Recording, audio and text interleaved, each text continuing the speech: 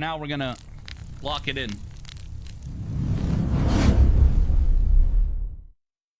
Big dog. How's it going? It's going good. It's going good, man. You see the picture I put? I did. I like it. That's the one you made, right? Yes, I made that. Yeah, you did. Well, you with the AI, obviously, you know. No, Yep, I'm just kidding. You hand drew that with crayons. With crayon, with baby oil. With baby oil and shit type shit. Hey, you want to, before I get into this, you want to see something? What? Let me see. You want to see some real broke activity? So I told you the family was in town today, right? So we went out to lunch and shit, and we just ate like peasants, you know, just some casual sushi, you know, typical type of deal, you know, hundreds of dollars in sushi, just broke activity. And afterwards, me and Rapunzel's dad and her aunt's husband, us three dudes, we're all big connoisseurs, aficionados of cigars. And I've been wanting to fill my cigar box. I've had the cigar box for 2 years, and I've always, all the cigars I've ever smoked have been, you know, gifts, you know, they give me a couple, whatever, but that's not enough. It's just a few sticks. So I typically blow those, you know, whatever, boom, boom, boom, boom, boom. So today we went and copped some stogies, Sammy. Hold on. My gaming PC just shut off all of a sudden. Let me pull it up on my streaming PC. Can you still hear me? Yeah, I hear you. Okay. So these were the last two we had that I was gonna blow on stream. These two right here. Mm-hmm.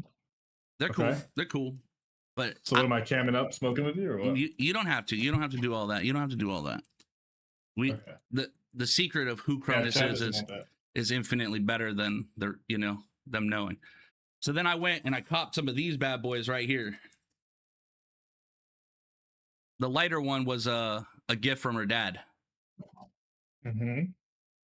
These Ashens right here, though. Is that Cuban? No, there's no such. I can't get Cubans here. At least, unless I mean, I probably could. I just, no. Right here, some badass Ashtons. It's $20 a stick right there. We're definitely going to blow one of these tonight. That's going to happen. But I'd love to blow one with you. I wish I could. But what we did finally is I let all the rhetoric and nonsense and noise that I heard the other day kind of like fuel my passion. So I went and filled my box. I have one of those boxes too, by the way. Not the exact one, but cigar box. Some San Cristobals, Roma de la Cubas, big boys. Big boys. You understand? Yeah, that's that shit right there. Right here. I'm just going to let some of you guys know I'm going to smoke most of your guys' graphics cards right here in this box, okay? This is most of your graphics cards right here in a box. Just so you know. Yeah. I'm fat. I'm a loser. I'm whatever you say I am. But I'm happy. Simple life. Happy life. Happy wife. I'm not going to blow it with you right now. I'm going to save that for Pack Watch later. Cronus. Yes. Before I get into the power rhetoric, would you like to tell us anything about Cronus that maybe we don't already know? Sure. Cronus, the man, the myth, the legend. We already know that you're the server owner of probably the most successful public server on 5M. And you've done amazing, innovative things, which I want to get into in a little bit, but just you as a person. Okay. Can you hear me right now? Yeah. Say it again. Say something. Something. We all Okay. we all can hear you. Do you guys want me to turn them up or anything? We Is good? there an echo? No, I'm good.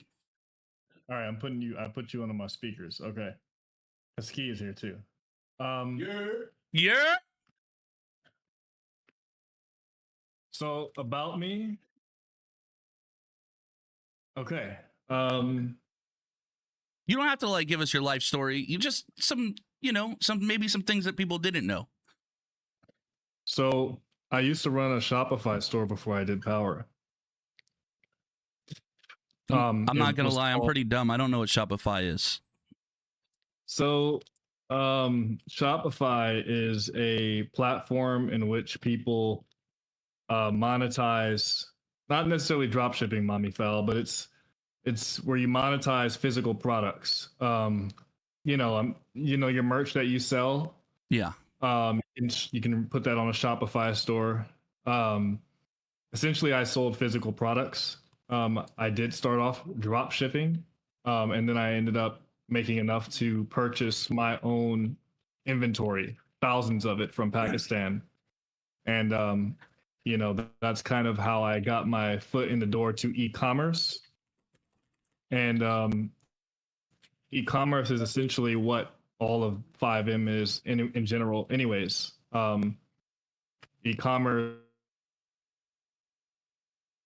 it's digital e-commerce. We're selling digital products here rather than physical products. And it just so happened to line up perfectly with two things I love. And that is, I'm a pretty good salesman, first off. And then, e-commerce was something I was really successful at, selling physical products. And Power, I actually started Power because I met a guy named Bryce in a server called Trap Life. And I arrested him, just like a normal day in Trap Life, and I arrested him. And long story short, we became friends. He just asked me, "Hey, you ever thought about making your own server? You have a lot of cool ideas." And I said no, but I would. I didn't know the first thing about doing it, and he was like, "Well, man, I can help you out. I have like a little, machine or whatever that you can work on and stuff." And I kind of just I really made a Power, and I said I'm gonna come up with a name called Power because I used to like this show called Power that 50 Cent is the executive producer of. And that's why I called it Power. And at first, the graphics was just like a bunch of people from the If you guys have questions, TV go ahead and series, post but them. I kind of made it electrified and I'll after ask them that. on your behalf. But I got you. yeah, Mom. essentially, It's your mom. I got you. That's And how yes, I started I do Power, Stringful. and then This is I my didn't job. do it because I wanted to make any money or anything like that. Honestly, I had a really big ego, and I just wanted to be the owner of a server. That's it. I just had an ego, and I just wanted people to, not appreciate, but kind of, yeah, I would say appreciate me and like kind of like be somebody, Yeah.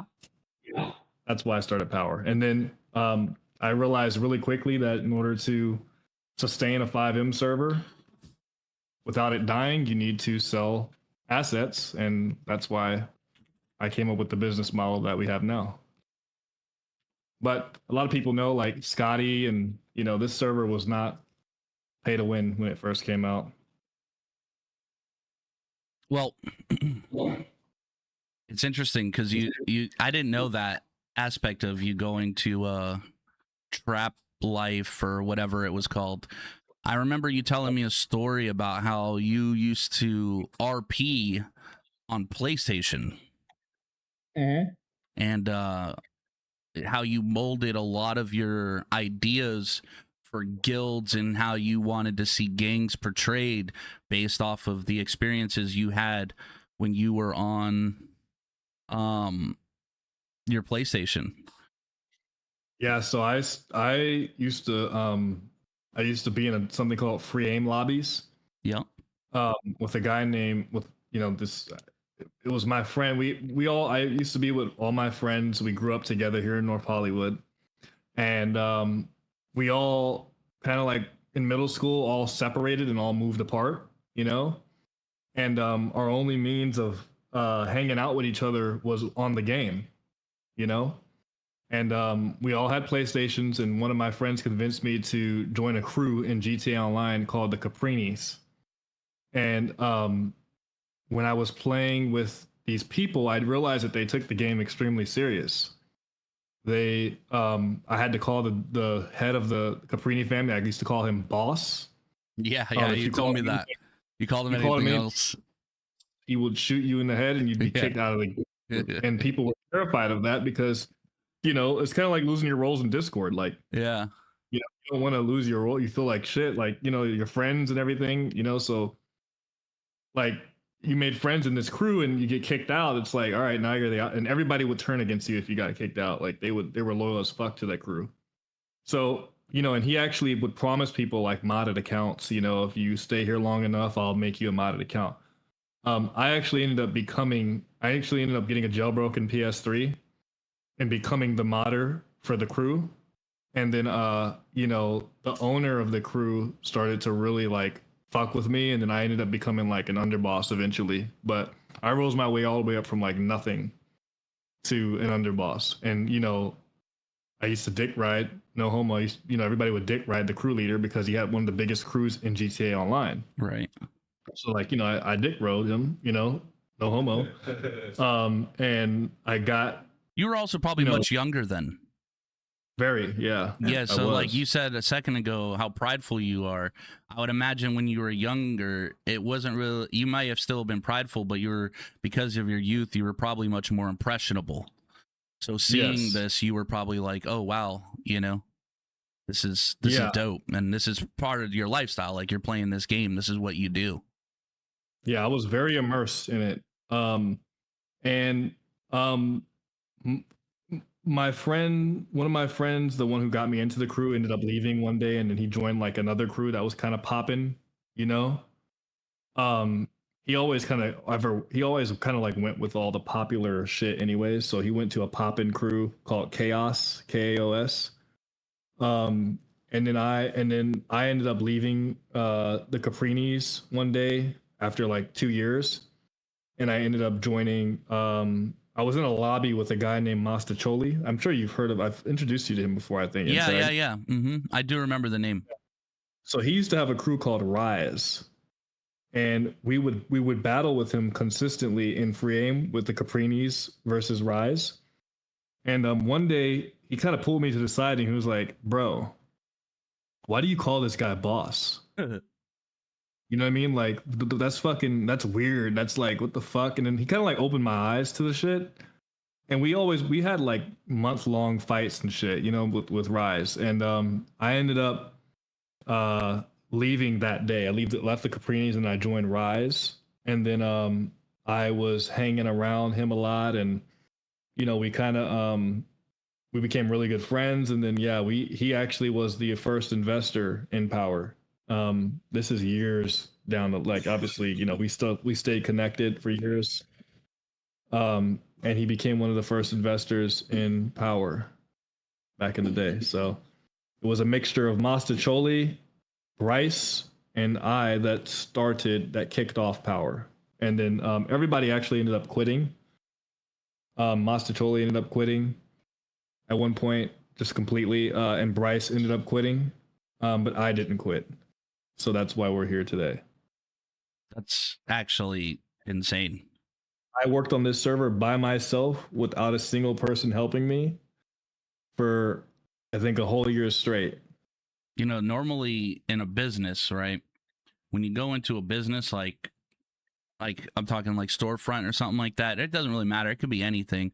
And you have business partners and your partners quit. Typically, this tanks an operation, and it takes a very dedicated and determined individual who has a lot of wherewithal to be able to withstand the amount of workload that comes with trying to maintain it by himself. So for you to do that, that's honestly, for most of these guys, or even myself, it's somewhat incomprehensible. Like, people don't understand because a lot of people don't have their own you know, they don't really have their own businesses or never ran a business and don't understand how hard that can actually be. So at this time, when you started, did you know how to code? Did you understand it, or were you learning it? So I took a coding class when I used to live in North Carolina. I took a coding class in high school, and I was the best in the class. I'm first of all, I'm not a good coder compared to the other guys on the team here at Power. But I did take a coding. I took 2 semesters. I was the best person in the class for both years. My teacher referred me to another school. She wrote a really great recommendation. I got accepted into the the magnet program in LA. Yeah, I do I actually. was accepted into the magnet and the honors classes because of that. What she wrote for me, um, and yeah, I kind of made I made a destiny calculator in class from scratch with my coding knowledge because I wanted to have something in which I could, and at the time this wasn't a thing.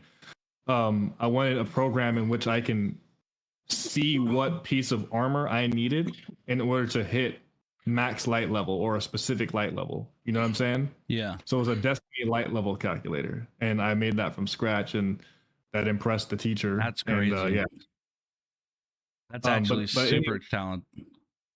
I actually got to tell you something. After working on Power for that year, um, I was I had decided to hire a developer to help me out with all the things that I didn't know. And I paid him for like 3 months. And then he ended up deleting the server files and holding the server files for ransom. Wow. And What the fuck? He charged me $1,500. And I had paid him the money in crypto. And then I found out afterwards that he had deleted the files completely. So I paid him. And in addition to that, he deleted the files. So then I didn't, so I had kind of a big, yeah, Scotty remembers that. Bro, that's crazy. Yeah, that was my introduction to 5M. You know, most people would have quit. And then after that, I'd grabbed some weed out of my desk. I smoked it.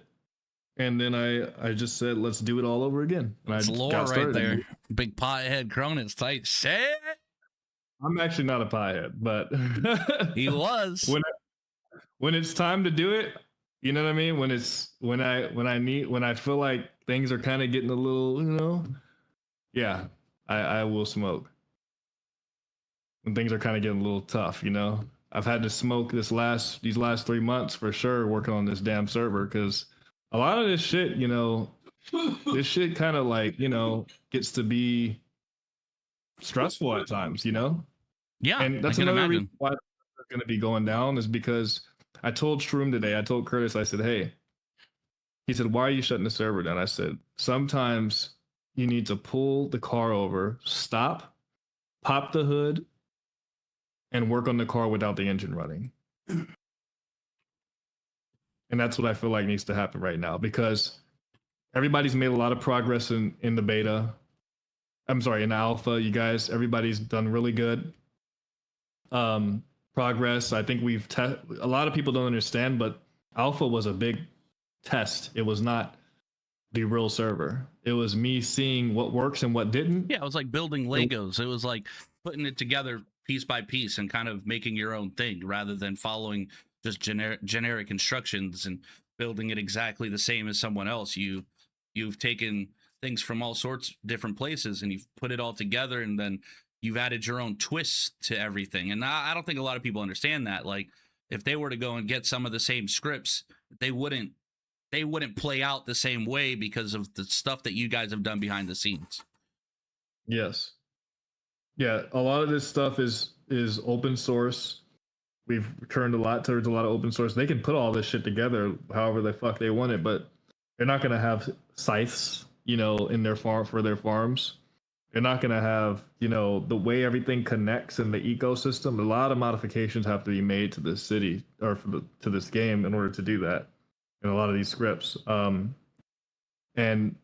I will say that we've gathered a lot of intel from people for during alpha stage, and beta stage is going to be where we take that intel and we make adjustments with it, you know, with to the economy and everything, and we learn from a lot. We learn from a lot of things. We've seen a lot of stuff that people were doing, a lot of jobs and stuff, and now we're going to, you know, actually begin the rollout of the official completed server because, you know, these people, a lot of people were complaining about things. Some people left, you know, prematurely. They thought, oh, you know, this sucks or whatever, but they just don't trust the process or understand the process of what it takes to make a video game. And I did mention when I released this that this was an alpha, and a lot of people bypassed that and they thought that this was the final product. So yeah, I understand.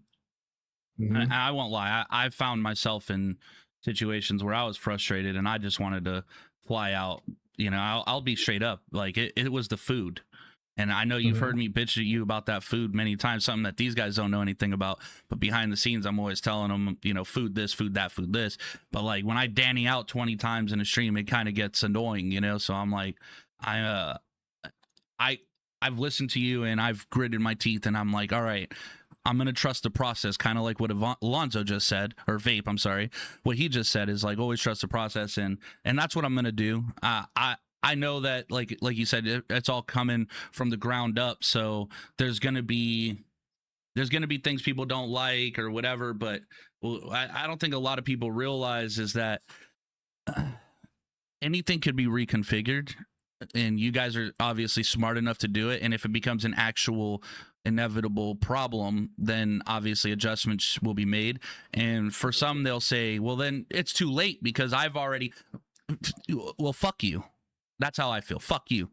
Fuck your feelings. If you wanted to quit because you didn't want to wait for the process to be finished, you didn't want a complete product, you're mad at the alpha or the beta stage of something, then that's on you. But I will say this, you're going to look stupid if down the road one of your friends happens to stay and they're still here, and then you're like, why are you still there when this is going on? And they're like, oh, that's already been fixed. Now you look dumb. And then you'll probably come back. And I don't think people understand the magnitude. You know, the reason why, I just want to say to everybody who's been waiting on this update because it should have been out the week before last week and it should have been out this week for the update. But the reason why this update took so long is because I kind of like, after you mentioned the application shit in NTAG, you know, and I started to like fuck with the application script in City, and then I started to look at the general chat and I was like seeing people be like, hey, like, where the fuck do I put in the application? Yeah. Like, where is it? You know what I mean? Like, I'm like, okay, our funnel is fucked for everything. I don't mean to interrupt you, but I kind of had a theory before when you first came to me and you said everything's going to be in City. And you had shown me like how they're going to apply. I liked it. I was kind of hoping, and I didn't like when I found out you guys couldn't like departmentalize the applications. Irrelevant though. My thing is like when you mentioned it to me, it made me think of the issue that we all had with evidence. Is that evidence would get bogged up and it would create this immense amount of lag through the amount of evidence that was being processed. Remember when we were up in the fucking, honestly, it was crazy. We were almost to 1 million. And I remember when I was first new fresh to the city, if we ever reach 1 million, this motherfucker's Gotham City. You know what I mean? Like that's an insane amount of cases and everything. And it was creating this crazy lag. So I was like, dude, if we're applying in City and we get a bunch of applications or whatever the case is, I'm scared of the backlog of what it could potentially do in City. So I was just curious to see how it was all going to play out.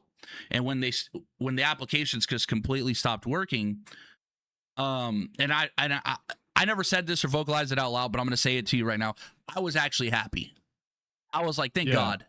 Maybe now we could go to something a little bit more comprehensive, you know, no offense. Yeah. Like it's, no, I don't get offended by that. Like I really like you at the end of the day, it's like sometimes there might be something that feels or sounds like a good idea at a certain time. And then, you know, you look back and you're like, wait a minute, that was kind of stupid. Like to me, Power 4.0 was a complete shitty flop. You know what I mean? Like I didn't. It had its good and its bad. It had its good and its bad. I'm just gonna be honest with everybody. I didn't put much effort into 4.0. I didn't.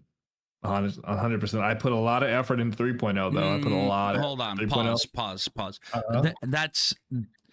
You see, you say that, but I'll tell you what I observed, and you tell me if I'm wrong. It's fine.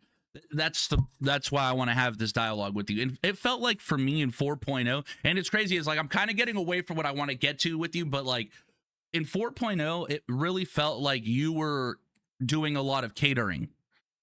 So, yes. For example, the turf system, you catered to people like CB, who was going off to Dreams LA, and all these people that were going to these RZ servers. And I remember you sitting there going like, why the fuck do they want to be in these servers? And you saw these little weird zones.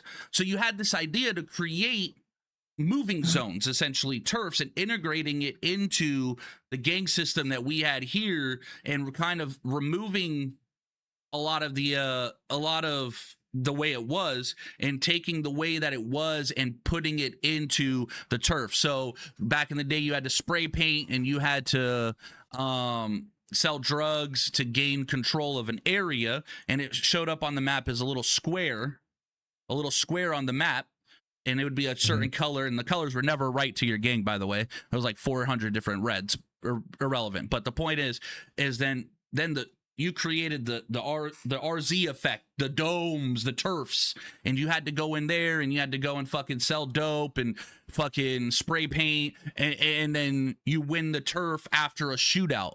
Now, I remember my original idea presented to you was to make this something that doesn't have any instant gratification. You don't instantly get to have that shootout. You have to build it up over time, and I don't know why, but you guys went a different route with it, and that's fine. Like, it's not my server, but I do think that would have probably eliminated a lot of what 4.0 ended up turning into. And again, it's like, even had you had done it the way that I had suggested, again, it would have been more of what 4.0 was, which was a lot of catering. That's how I feel. So when you say you didn't really put in a lot of thought or effort, I think you put in the effort. I just think you took everybody else's thoughts. Well, I didn't. Here's what I thought, right? And I'm going to say this with the respectful way possible, not to you looking towards the development team, but there is a certain passion that I have that I don't think anybody else could have when they work on something for power. There are some people that do have it. I see it. Yeah. But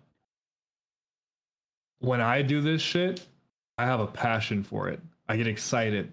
I'm happy. I'm waking up in the morning happy as fuck to start my day. I'm with Curtis, you know what I mean? And we're going over things that need to be, and he does have a good passion for this too. Yeah, he does. Yeah, he does. He's very passionate. He'll drop my friendship and whatever me and him are doing to go and help you, by the way. So if I'm going to tell you right now, everybody in this chat, like, if it wasn't for Curtis, I don't know I don't even think this would have gotten done. W secretary. This wouldn't have gotten done without Curtis, for sure. Yeah, big Curtis, literally. Literally, I wanted to quit a few times. Curtis motivated me. Curtis is a genuinely good dude. Okay, let's not push it. A genuinely good dude. Let's not push it. But we got it done. It became a great server. We put in an alpha. Alpha stage went really good. We gathered a lot of intel. Jenkins actually was the one that told me I should release it in alpha too, because jumping saying, hey, this is done, we knew we weren't done, could have gave some false expectations to people as to the result of this. So, but yeah, I appreciate you, Curtis, and the community appreciates you, and I'm glad that you were here to help when a lot of people weren't here during that time. So I'm gonna take you back. Okay, let's go. In my time knowing you, I have witnessed you help other people's servers grow. I have watched you, and I mean this full spectrum. I remember, and I might be speaking out of line because I know that a lot of times when you and I have talked or I've been drug into things, like I'm gonna kind of bring up some of that without hopefully going too far. But I just want to say that like I've witnessed you like help people with their server boosts, something that people don't know. Like server boosts are very expensive, and Cronus has help other people's servers with boosts, and he's helped them configure their scripts. And these are people that are non-affiliated to Power. These are just people that he's helped genuinely, and a lot of them have he doesn't get any credit or recognition from them, and I've witnessed it firsthand, like how they have addressed them in the past. So what I'm getting at is that like when you first started this shit and watching the growth of this and the people you've helped along that journey, you found yourself with Venom. So you had Power and Venom. And to the best of my understanding, because I never played Venom, Venom was actually meant to be like that that like more of an RZ experience, right? Is that correct? Well, it was more of a. Okay, I'm gonna be 100%. I'm gonna go back since we're going back. I'm gonna explain how that came to for like how that is why Venom is even in the picture, right? Yeah. So there was a guy named Blue. Official Skip knows him. Yeah, I've met Blue a few times. Blue, yeah, Blue. Power was not mainstream before Blue. I actually just spoke to him on the phone a few hours ago. But Power was not mainstream. Blue had some very big servers in FiveM before me. He had a server called Iced Out RP. That's not too loud, is it? No. Okay, good. Go ahead, keep going. Iced Out RP was the RZ, you know? Okay. And we get Iced Out RP, which was the RZ. He had Hyperion RP, which was his serious RP server, and Hyperbolic, which was also his serious RP server. Oh God, he had 3 servers. Yes. So he started off with Iced Out. Then he got tired of dealing with kids. So then he moved on and made a serious RP server where there was, which catered to adults. And that was Hyperion, or Hyperbolic, right? Okay. And then after Hyperbolic, he rebranded it into Hyperion. But the thing about Blue is a lot of server owners do is they'll make a server, right? They'll sell all the assets, right? This is the H-Town method, by the way, and I'm just being straight up. Yeah. I'll gladly talk about it because I want to talk about some of my outside of Power experiences too. This is what most servers do, right? They'll run it up, they'll sell all these assets. They do it for money. They run up the whole server, and you pay all this money.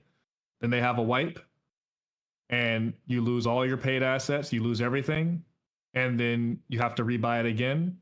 But what they do is they do a rebrand so that it covers up and they make it look like an update. Yeah. And they tell you it's a new server. It's not the same server. It's a new server, just so that you understand basically. Don't realize if they if they took the time to actually sit here and think about this shit and put a lot of effort into everything that they're doing, they won't have to do that. They won't have to run it up, then everything gets bought out. Now you got to do a wipe, and then but they don't. A lot of people don't do that, and that's a problem. Like H-Town, Hyperbolic, Hyperion, Venom, all of those are rebrands of the same server that was in which he just resold the same shit over and over again, doing a rebrand to cover up and make it look like an update so that people don't get upset and leave the server. So,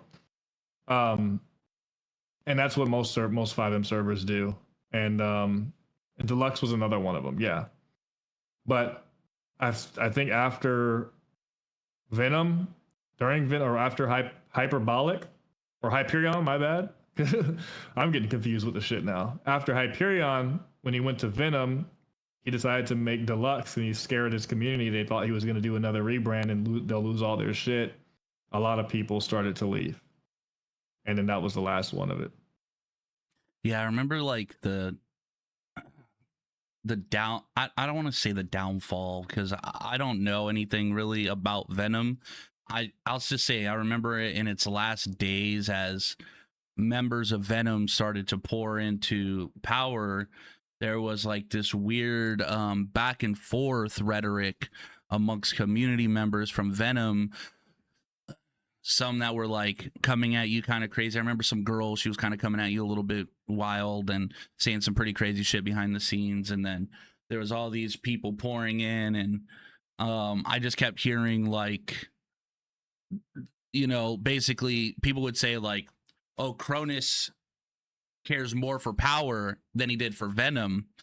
And I remember thinking to myself, like, not really knowing the context or the history or anything like that, but thinking to myself, like, if I was the owner, the sole owner, like the main owner of a server, and I was a part owner and or more more effectively, I'm helping another server, naturally I'm going to care more about my product. Like, I'm going to focus more on my product. And I didn't really understand why people felt like you had done something bad to Venom, when in reality and I think now through time it has kind of shown that like it's the exact opposite. So I haven't witnessed you do the weird H-Town or what you just described with Venom maneuvers, where you shut it down, copy and paste everything, throw it into a new one, give it a new name, rebrand it, make everyone buy everything all over again. I've seen you be very attentive to people's assets and the money and the time and the effort that they've put into power, to give them time and time again chances over chances, and be very forgiving in that process. So I would hope that by now, and I'm sure by now, that people have squashed whatever old belief. And if they haven't, then you little Venom people can just go tell them like, hey, listen back to this, because like this isn't just lore, this is real. Like this is what it is. You know what I mean? And also, yeah, and to add on to that a little bit, yeah, Blue was very controlling over his project. You know what I mean? Like, he wanted to run Venom, and that's what he wanted it to do. He did not want anything to do with power. And I was kind of the same, but we did share, assets. He would use a lot of the scripts that I had built here, because we had better developers here, and I did that because at the end of the day, he was the one who taught me a lot of a lot of this shit. You know what I mean? Yeah. I wouldn't definitely be here doing a lot of this if it wasn't for him, because he helped take this shit mainstream.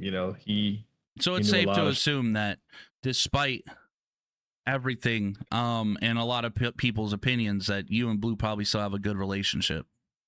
We have a good relationship. Yeah, he's the only person I've ever met in real life from any kind of online internet shit. There you go. That's a big thing. Yeah, what he's doing now has nothing to do with 5M. We don't even talk about 5M anymore. He does completely other stuff that has nothing to do with GTA. But to be fair, I think he really got discouraged when Rockstar shut him down, and he just felt like it wasn't going to come back, and he thought he was done for good. So that's kind of like when, so a lot of people blamed him for not bringing the server back, but that was really what the issue was. Rockstar had shut both of you. I think a lot of people remember when we got shut down the first time, right? I thought power was done. I remember that, yeah. And he thought his server was done, and he just kind of was like, all right, well, I'm done with this shit. I said, no, I'm going to keep doing this. And I put in the effort to bring it back. He said, fuck it. So if it wasn't for that, I'm sure he would still be running his server. But, after that, I'm very resilient. Yeah, you are. It takes a lot to take me down. I'll never forget the takedowns, the compliance, weird shit, all that shit. And then just the countless times you were like, fuck, this might be it, this might be it.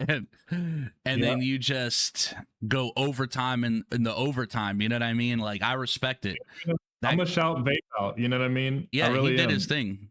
I hope that, I don't know if I'm going too far with your business, Vape, but do you mind if I tell them why? No, he don't mind. Fuck him. Vape? Yeah, fuck that guy. So, yeah, Vape lost his job debadging cars for power. And he never wants to admit it. He doesn't admit it for some reason. He says that's not the reason, but I know it was because he stayed up all night one night and he was late for work. And I remember him saying that he was lost. And I was like, what happened? And he was just like, he made something up, but I was like, I know it has something to do with him being late for work. But Vape, and this is why, I when we say I protect Vape, I feel for Vape. You know what I mean? He did a really good service for this community, although Vape gets his ass into a lot of trouble. You know what I'm saying? Yeah, he does. I do appreciate Vape, and Vape was on top of it for helping, fix a lot of the cars, debadging, that whole stuff. And same with Zay. Zay was a big part of that too. And that's how he got his vehicle developer spot, because he debadged the most cars in that time. You bringing up Zay is interesting because, like, Zay has had interesting lore. Kind of like how you said, like, oh, fucking Vape fucks up or whatever. You've given Vape chance and time again, kind of like what I was talking about earlier. And I understand why. I think a lot of people don't. So when they get like, why did you bring him back to PD? Why did you give him a chance? Why? Well, I'll be honest with you. I never get to say this because I'm typically in a role play scenario, but it's because of Cronus. If Cronus sees something in somebody, I try to see it in them too. Something that like Cronus had mentioned to me when he introduced me to Ski was that like, Ski would get on PD and then just get removed, and like it was just like a never-ending cycle. And he was like, Ski's my friend, and he's been in here since 1.0 and all this other shit, and he's just giving me the rundown, and I'm listening to it, and I'm like, all right. So I meet Ski, and I love him. I instantly fall in love with this guy. He's a great guy, great personality, funny dude. Calls me an N-Lord, which makes me uncomfortable, but at the end of the day, it's all love, and I see this guy's personality, and I see he doesn't have the time to be in here like that. So naturally, I find a placeholder for him, and I make sure that no matter what, as long as I'm running PD, Ski will have a home here in PD where he doesn't need to be worried about being removed. And I've said the same to Robin in the past too, for the time and efforts that Robin has put into power. He's been removed a few times, and I said, no, that'll never happen again. You're coming to gang unit, and I'll take care of you. You just do your thing. But like you said, talking about Zay, Zay's an interesting one because back when I first joined Power, Zay at the time was part of OTF, and I didn't really interact with him then. It wasn't until he got with Sniper Gang, and we had like DOG and Sniper Gang and HR and Ballas, obviously. And then we had hodgepodges of gangs, but those were the main ones. And Sniper Gang at the time was a problem. Like they were RDM RZ warlords for sure. But at the same time, out of all of the people on that roster, Zay was by far the most diplomatic. I was always able to talk to Zay. So ironically, behind the lack of RP his gang did, for me on stream, Zay had provided me with this content that I really don't even get to this day anymore, but I was able to go and have sit downs with Zay, who wasn't even the gang leader. He was a leader, but he wasn't the leader. And me and Zay would sit down. He'd bring some gang members, and I'd bring some cops. And I was in Sacco at the time, Mikey Mac Sacco, and we'd sit down and we'd talk about what can we do to help alleviate some of the stress. And we would have these meetings, and then we'd go like a week or two, and everything would be cool. And then it would kick back up, and then we'd have another meeting, and then it would kick back up, and we'd have another. And Zay was always the guy that I could reason with. And through talking to Zay, like I grew this. For me, it was like it's a role play friendship, but regardless, it kind of showed me the character of Zay outside of the city, how he is compassionate and willing to communicate. Now, for others, they'll say Zay's terrible. He cheated. He's a million things. He could be whatever you say you want him to be. But listen, I'll tell you something funny. I do believe that just because somebody cheats, like let's say they cheat in the video game, yes, I do think you're a piece of shit for cheating, but I think that you're a piece of shit for cheating. I don't think you as a person are necessarily a piece of shit unless you're the guy that cheats, gets banned, and decides to call Cronus the hard R on the way out the door. Then you are a piece of shit, not just for cheating. Where Zay has never really shown me to be a bad person. Never, ever shown me to be a bad person. Do I think that he condoned the actions of his people? Absolutely. And I talked about that earlier in this podcast, that people tend to justify the actions of their friends groups. So watching the evolution of Zay from OTF member, underboss, sniper gang, negotiations, blah, blah, blah, blah, blah, blah, blah, growing and getting his own gang, starting his own thing. I remember him coming in with CB, bringing in some of the OGs like Mike Davis in this, and they were blue. I ran into him in a parking lot. They're all wearing blue rags, and I said, this shit don't make no sense, bro. I was like, how are you going to be concrete, and you guys are blue? Like, it's weird. I was like, don't be blue. Come up with something different, a color that's not in city. Like, let's go with like a black or a gray or something, right? And he settled on gray, and he comes back with this rebranded gang, and they were amazing at first. Like, I won't lie, I really did enjoy Concrete Boys initially. But as things went on, and then they started to slip down that slippery slope, and the weird interconnections and the cover-ups for the scripts, and everybody started cheating, it just got a little out of hand. And, everything happened the way it happened, and people, they remember it. We all remember it. We've kind of immortalized it with the gang unit Taj, but in reality, it's like, despite all of the context behind it, like that we see, like you see it in a clip, you see whatever, that context is still a context clip as far as I'm concerned, because it will not change the 2+ years that I have known Zay and seen him go from, like I said, this member to leader to vehicle dev. And the thing that I will say that Zay did that was Zay was meticulous, attentive. I really liked the way he worked cars. I really did. I didn't care for him making some of the cars broken for his friends, but I outside of that, I didn't care. Like, we could bitch about it in the moment, but the cars, tell me that those cars didn't sound fucking amazing. No, those cars were great. Yeah, those they cars were great. Yeah, and that's why it sucks that everything that transpired and the deterioration of how things broke down, and now it feels like a wound that just doesn't heal properly. It's like, it sucks. I won't lie, it does suck. I will say that through what happened, we do end up with Della, who I think Della did a great job tuning cars in the sense of how they drove, but even by his own admission, he didn't really understand the sounds of cars. So it was interesting. I almost felt like if you could just take Della and Zay, make them both vehicle devs, and let both these guys cook, you would have these immaculate driving cars with immaculate sounds, and you would get this perfect balance, if that makes sense. Yes, I agree.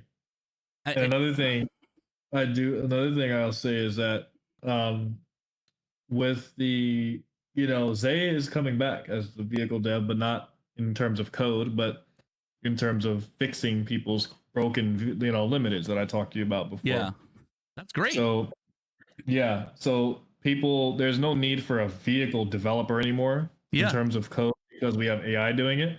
Yep. But which we're going to talk about that in a minute. Don't go too deep into the AI thing. Okay. Well, the stuff that the AI can't do, like turning and stuff like that, where a lot of you guys are complaining that your cars are fucked. you'll be able to take it to a shop in game, and then you can fix your particular car that is fucked because of the AI tune. Yep. That's all. No, So that's good. I wouldn't mind touching on that since we are on the topic of cars. You did talk about. Actually, you know what? I'm not going to go into it. I'll bring the cars things back up in a minute. I want to. The chat has had some questions for you, and I don't want to like overlook these questions. So right, let's do it.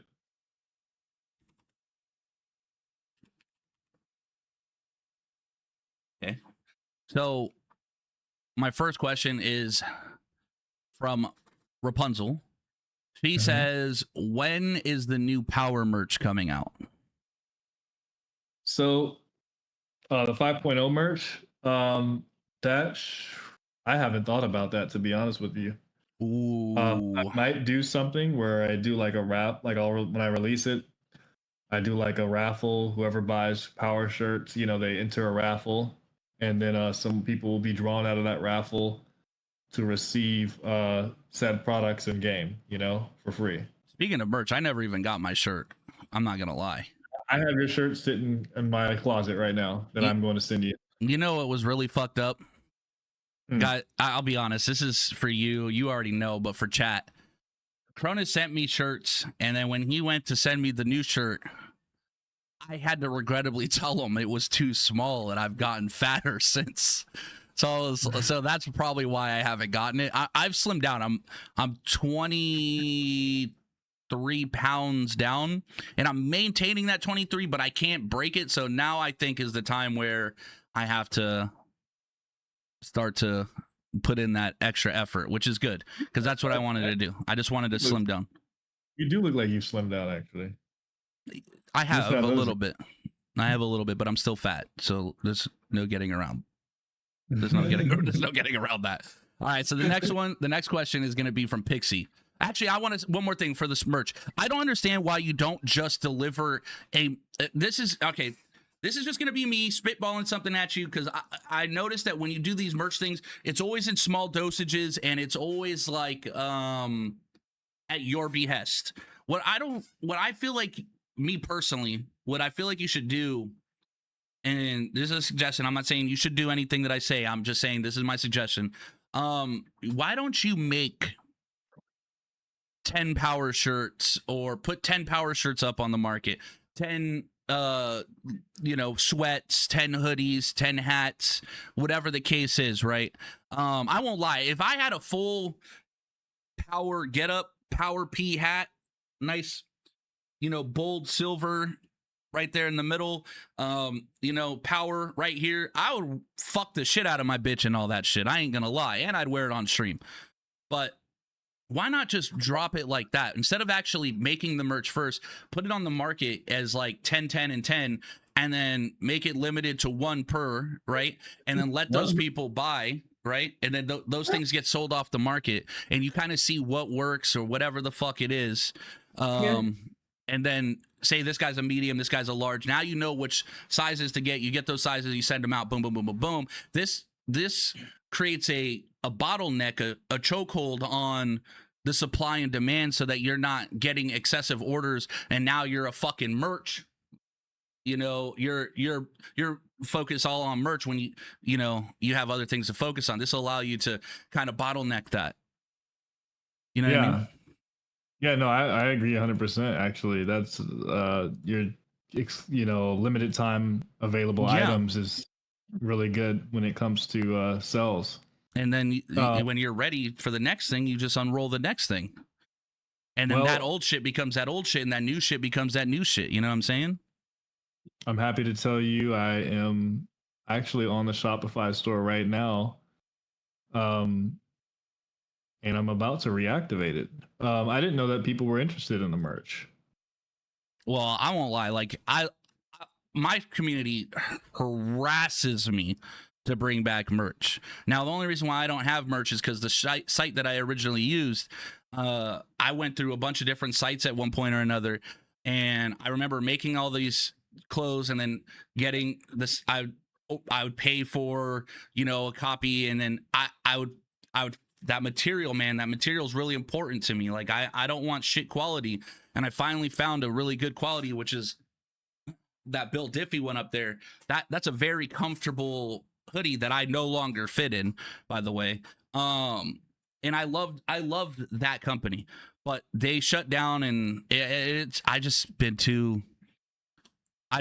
won't lie, I've just been too lazy to go and do this process all over again, finding a new company, feeling the material. Okay, this is good, this isn't good, because they'll advertise 70-30, 60-40, 50-50, whatever the case is.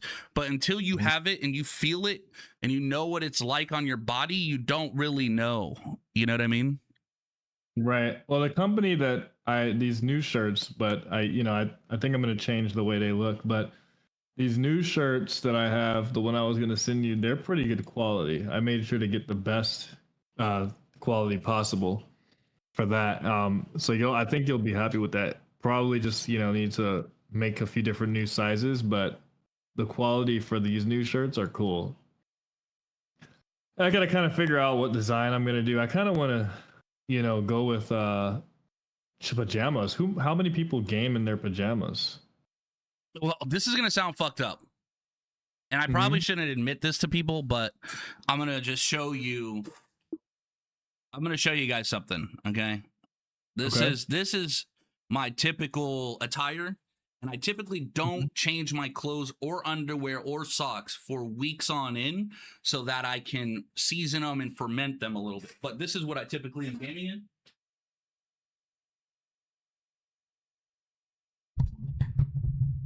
And I don't know if you guys can still hear me. Yeah, you can hear me. These pants. Yeah. Like, they're really dark, hard to see. But these are what I found on Amazon. They're Aladdin pants. You see? Oh, yeah, like MC Hammer parachute pants. You see what I'm saying? Big, baggy Aladdin pants. They're very, very, very comfortable. And outside of that, I typically just wear like a comfortable shirt.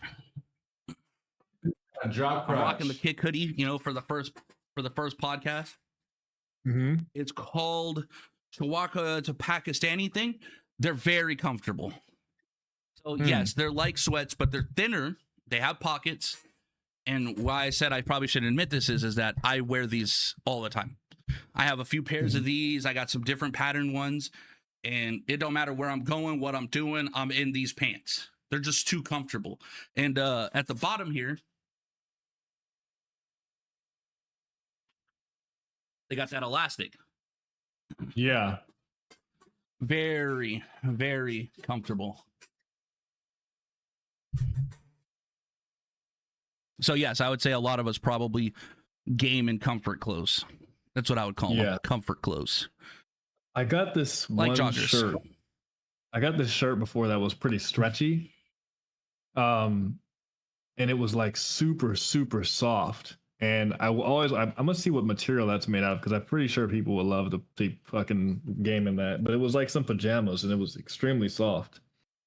And they're like teal. They're like, the color teal, and those are like my favorite pajamas. So I'm gonna look into a lot of different fabrics for this, because I know, like I said, people are gaming in comfortable shit, like you're saying. So it'd be best to, have some shit like that. Draco's cooking. Yeah. Something that I've noticed through you and Fredo and skiing is a lot of, and I just learned this actually too about Johnny Cash. A lot of you guys are big gym nerds, and I respect it. Like that is something that takes a lot of discipline to say, I'm going to get up, I'm going to go to the gym, and to set those own personal goals and shit. So like, that's something that's like it's like a life value thing. Like that's your hobby, right? So it's something you're passionate about doing. And obviously that would be dope for them to have some sort of power attire, because that's their other passion, right? They're in power. And I mean, you said it yourself, it's built off the show. You're going to the gym to build power, and doing it in a power attire would kind of go hand in hand, So why not make some dope ass, like, fucking, I don't know what the fuck they're called, those like stringy, like wife beater type of deals, you know what I'm saying, that are nice and comfortable and loose. Yep. Maybe some dope ass shorts. I've been It's not a wife beater. I'm not thinking of a wife beater, Cash. I've been wearing a lot of wife beaters recently too, so to the gym, so I wouldn't be opposed to that. I just have to figure out a design that doesn't kind of look, No, you know, Ace. I don't want that P on the chest. You know what I mean? No. Listen, not this. You see, this works here. Kick here, this works. Yeah. But simple is sometimes best. A little P right here, you know, like a little P on the chest right here. Something right here, or even like something. If it's like embroidered right there, you know what I mean? Yeah, or even like some kind of like some Under Armour shit. If you make like a long sleeve, putting the P like here in like the same black, you know what I mean? Like black P, nice and embroidered in there, something like that. Yeah. Laser printing Like, let's see. or lasering it on, that should be hard. Yeah, that would look nice. I can do like a mock-up of that, you know? And like honestly, Cash just kind of covered it. You can literally call that shit like Power RP Sports or Power RP Performance Wear. You know what I mean? And kind of subcategorize it differently and do it the same way. The limited shit. Like you have thousands of people in the server.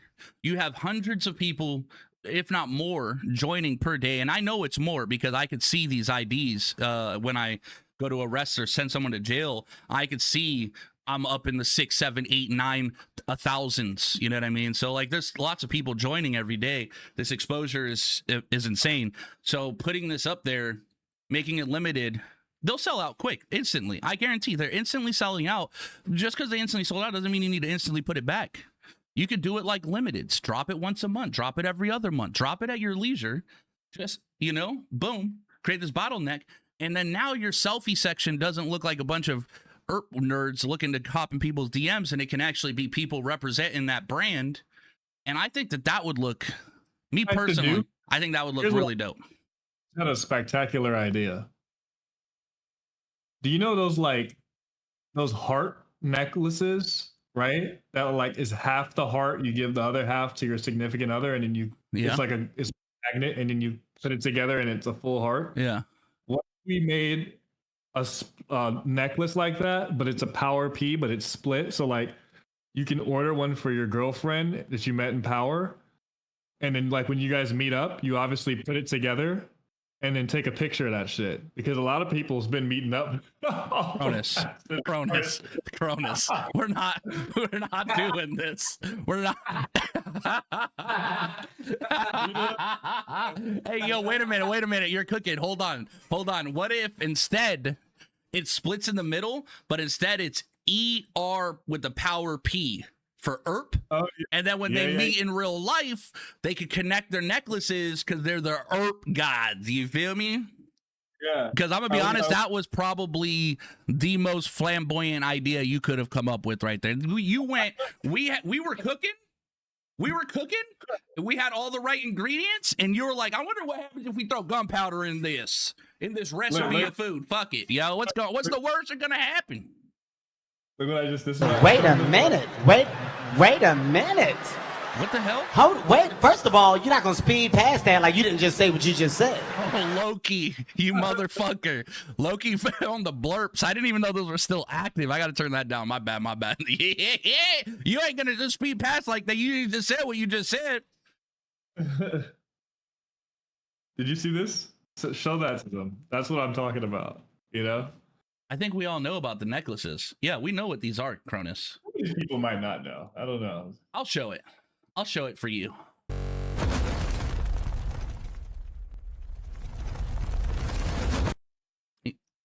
For those that never had a loved one, this is what he's talking about.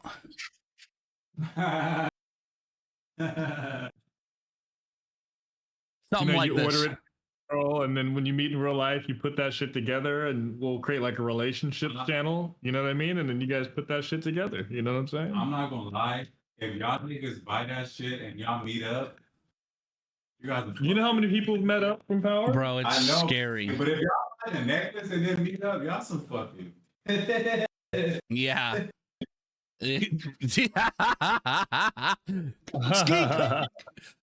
Tight shit. All right, I'm gonna go back to these questions. Since now we're getting a little bit off topic. All right, because next thing you know, he's gonna be like, "Dude, we should come up with power wedding arrangements." I'm trolling, right? Bro, I hope to God you're trolling.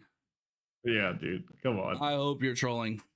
All right, so look, this next one you kind of answered. It was what made you want to have a city in the first place, Pixie. I hope you heard that answer earlier. If you didn't, just rewind back to when we first started. It's Your Mom was asking about Venom. Pixie said, and this is kind of funny that Pixie asked this question because I had actually wrote this question down. My wording was, do you have any regrets or stress that comes with owning a server? But she said, this is from Pixie. She said, what's your biggest struggles / success you faced since running your own server? My biggest struggles?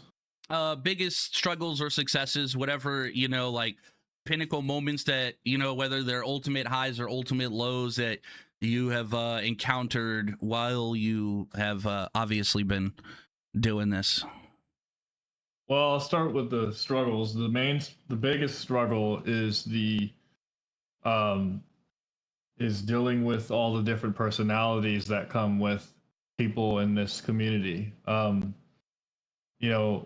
We've got a lot of people that are very demanding of things and stuff, so that can be very stressful. You know what I mean? Dealing with a lot of people. You got people wanting to leave all the time because they didn't get their way, or a lot of people who think that they can go and make their own server, something happens to them and then they do the poaching. The poaching thing is a big struggle at times. It's annoying. It never ends up working out. And I'm not saying that people are incapable of making their own server.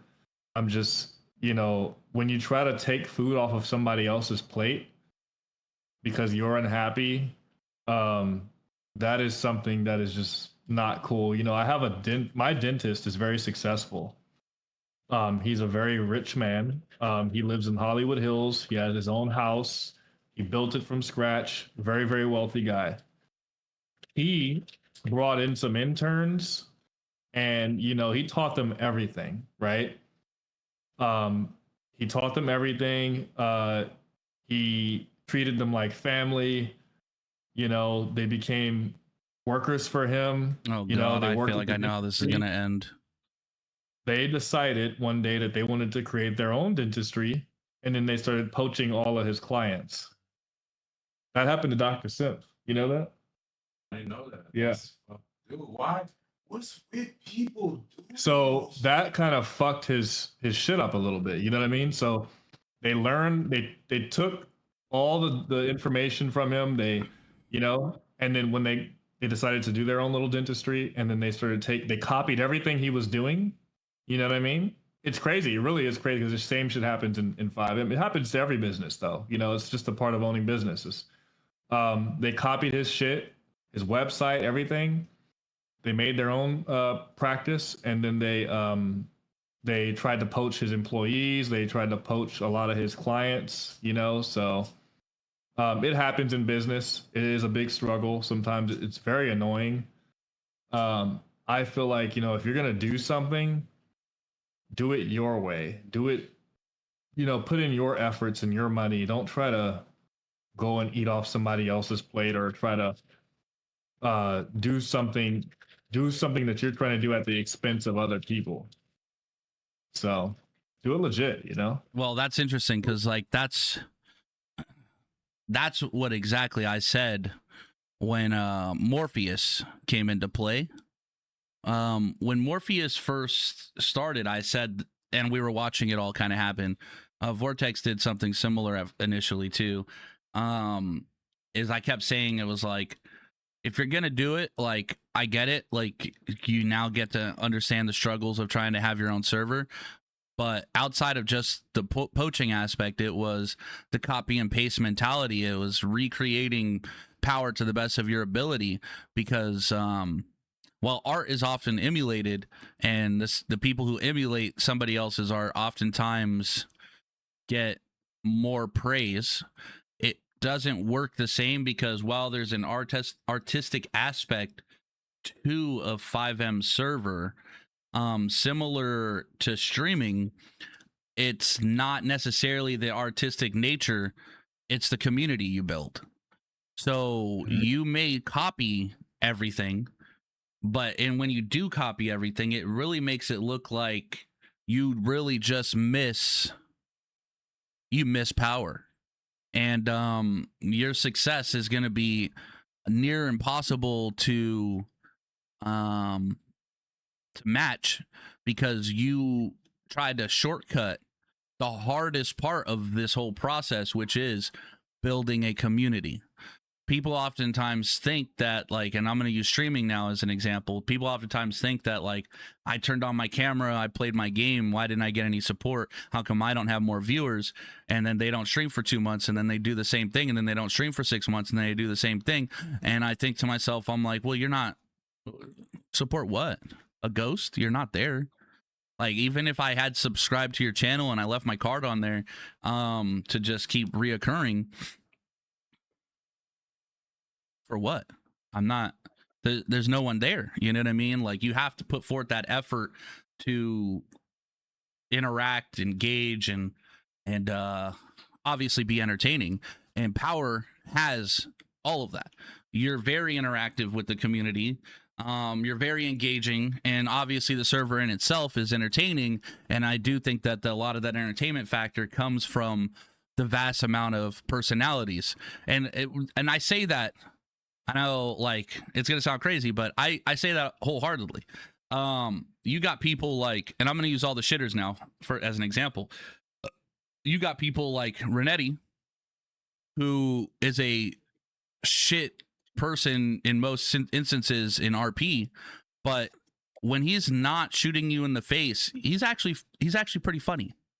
Same thing with Fat Tony. Like, a lot of people have this bad taste in their mouth from shit that he's done, but that's one really funny dude, like, straight up. People say the same shit about Big Ty. Ty's a funny dude. Fiddle, same way. Like, these guys are genuinely funny ass dudes. Like, they're great like personalities. I like that we're doing this podcast, because it gives us a way for us to connect, and kind of like, a lot of us don't really get to talk outside of RP. You know what I mean? A lot of us don't really get to chat and give our own takes on certain people and certain things, unless it's in city. Yeah, you know, or it's pertaining to a situation that you just had with somebody, and obviously you didn't like the outcome, so you're gonna vocalize it negatively, which I do quite frequently. Right. And I want everybody to know, every viewer in here, that I don't have a problem. Anything that ever happens to me in RP, or anything that you guys may do to me in RP, I will never take that out of city and dislike you because of that. I think all of you guys are, I'm glad that we're really doing this. I'm really glad that we're all actually able to talk here and talk like real people, and not be in the city, and enjoy ourselves, and really get to understand and talk about one another, because a lot of you guys are good people, despite some of the things and the shit that you do in city. A lot of you guys are good people. That's facts. So, and I appreciate you saying that about me trying to do this. I'll be honest with you. I kind of touched on it to you, and I've talked about it, but I'll just kind of summarize it a little bit. My reason for wanting to do this is that I've realized that quite a few things. For one, there's like a misconception that, like, I have to be in power to have an opinion. I can have an opinion outside of power. I can just, if I wanted to, for the rest of my life, just while the rest of Power's existence, just be a Power podcast streamer and just talk about the experiences. As long as there's streams to watch and there's clips available, I could do that. There's literally outlets already doing exactly this. They're doing it for all the servers. Most of them don't do they're like, there's channels on YouTube called like role play videos or role play moments or shit like that, and they're just literally hodgepodge moments from people's streams and different clips, all metal, whatever, all put together and with no commentary, and people watch it, and it's from all servers. Well, my passion's power. And since, like I said, so there's that aspect of it. And then the next is I had that obvious argument with Nikki, and she came into my stream and she started busting me, telling me how wrong I was. So then it kind of had me thinking. I told you about the brand risk logic and all that shit that came to my mind. And then it kind of made me think, it's like, realistically, y'all ain't going to get me banned. You're not going to get me banned. I don't do anything in role play. So you'll never be able to say, outside of having an opinion, like, because I arrested you or whatever, you're never going to be able to say Billy Bronson anything. You can say NTAG all you want, but NTAG is me. This is me. So you're talking about me outside of power, which then made me think, like, why don't I give you guys a little bit more NTAG then? Why don't I remove myself from roleplay for a little bit, which I've already talked to Cronus, and I'm not going to completely do, but I do want to take more of the time and effort into my streams. Can you close the door, babe? I'm about to blow this motherfucker down. I want to take a little bit more time to kind of just talk about power. So this way it's not just negative. There will be negative. There's always going to be negative. This is life. Life has its ups and its downs. And like I said, I talk about the content that is either fed to me or my experiences. And oftentimes a lot of the good gets overlooked because it's, like I said earlier, it's like a blink. It's a moment. It's just boom, done.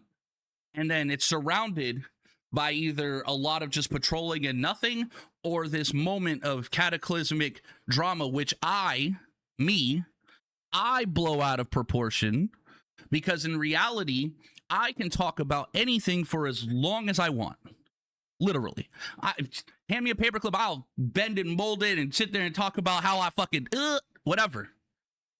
But when I have a moment that I can talk about, yeah, and that's what I do. It's what I've done. It's how I've been. I've been like this my whole life. I'm not going to change now. Can't teach an old dog new tricks. Can I tone it down? I can. And I have. A lot of times at your behest. Have you not spoken to me in the past and said, can you ease up on this person, or can you whatever, right? Yep. And I went into 2026 with this mentality of, I don't want to just cook people. And then motherfuckers, I don't know, bro. It's like, it was like they thought I was like fucking senior citizen, fucking drooling on myself, incapable of self-defense from the motherfucking tongue. My words are weapons, motherfuckers. Sharp as shit. And I will 100% weaponize them. These lips will be weaponized at any given goddamn moment. And I just was like, okay, we're going to scale it back. We're going to do this in a podcast form. And what it's going to allow me to do is to have open discussions. Watch these clips, talk to the community, give them a chance, you know, let them come in and say their piece, what they hate, what they like, what they whatever. And I'm glad that today on the first one, I get to sit and talk to you, because using your mind and kind of as an opening stage for everybody, they can kind of understand, like, if I talk to you, this is what I'm going to do. So if I got like a Fat Tony in here, these are going to be questions I'm going to want to ask. Similar questions. Obviously, you don't run a server, but I would ask you things like, what made you come to power, and what made you, and how did you, and how do you feel like your character's developed, and shit like this, right? Big Ty, what up, baby? Big 23 months, man. Much love, my boy. Fun fact, I love Ty. I love Ty. A Ty can RDM me 100 times over, and I'm never mad. Every time he shot me, he's always apologized, and I'm always like, it's all good. I can't say the same for all you guys. Like, I love that dude. That's a solid, funny ass dude, bro. Didn't know that. Yeah, I've always loved Ty. Like, Ty has always been solid with me. He's another similar to Zay. Like, I can always talk to Ty, and I know behind closed doors, Ty's talking his shit because NTAG's a bitch, but that's cool because I don't worry about what happens out of city. I worry about how I interact with him in city, and through that time, he's been very supportive. You know, Ty has his own emote in my channel. I don't know if you knew that. Is it the Big Ty one? Yeah, have you seen it?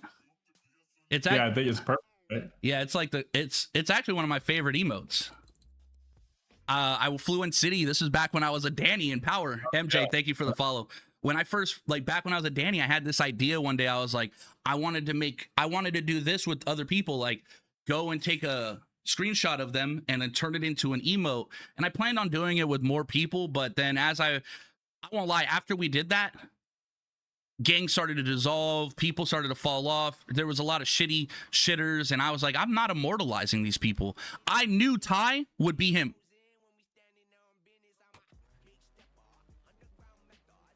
This guy McCluskey is a motherfucking beast, bro. Yeah, McCluskey is a big supporter. McCluskey, thank you fucking immaculately. Thank you, man, for the 10 gifted, bro, and all the love and support you've given me. I won't lie to you. I took a lot of that support today and I put it in a cigar box. Okay? Just so you know, it's in a cigar box. We're going to smoke some of that with you today on Pack Watch. That's coming. I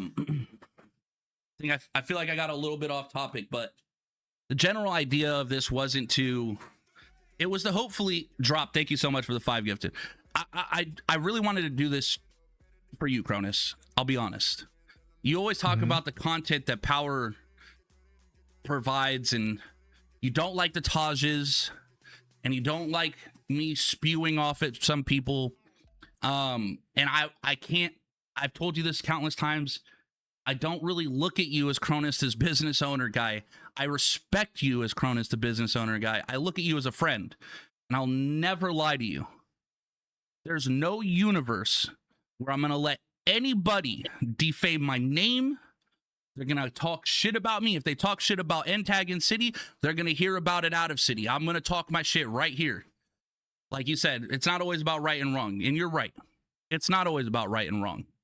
With me, it's about principle. I have a longtime supporter of mine from Twitch who was in the stream earlier, and he's been watching me for years, and he's seen me do this to much bigger content creators than myself. I have torn down the biggest. Expansive Worlds, the gaming development company, they came at me sideways. You want me to pull them up on Twitch right now? You want to see what they look like now? You know what I'm saying? I'm just saying. They came at me crazy. They were like, oh, fuck antagonize. You can never be a content creator. Anybody who hosts his channel gets removed from the content creator program and all this other shit. So I just started ripping. I kept playing their game and kept just giving it to them, pulling hella views until they just were like, fuck it, we're hosting NTAG because we're trying to grow our channels, man. Fuck it, bro.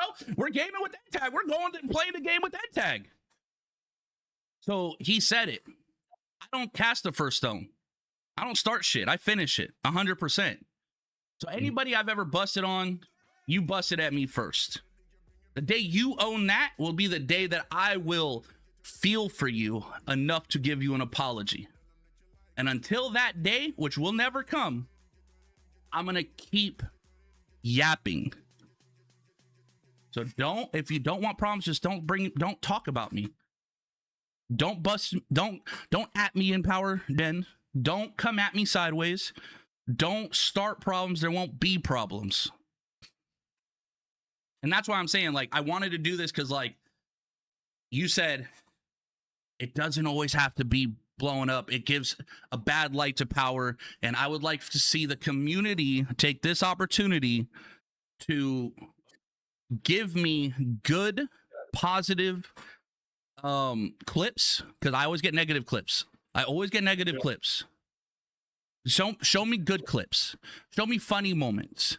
Give me something different so that we could talk about that instead, and maybe we can immortalize that longer than just a blink in a moment. And so far, from the clips that I've gotten, I've watched 3. 2 of them were funny, and 1 of them was typical Renetti RDM. That was apparently context because he had every right to just RDM those cops. And he's unbanned and wanted to rub it in Sleepy Joe's face. Which is fine. You know what I'm saying? Cronus, you picking up what I'm putting down here?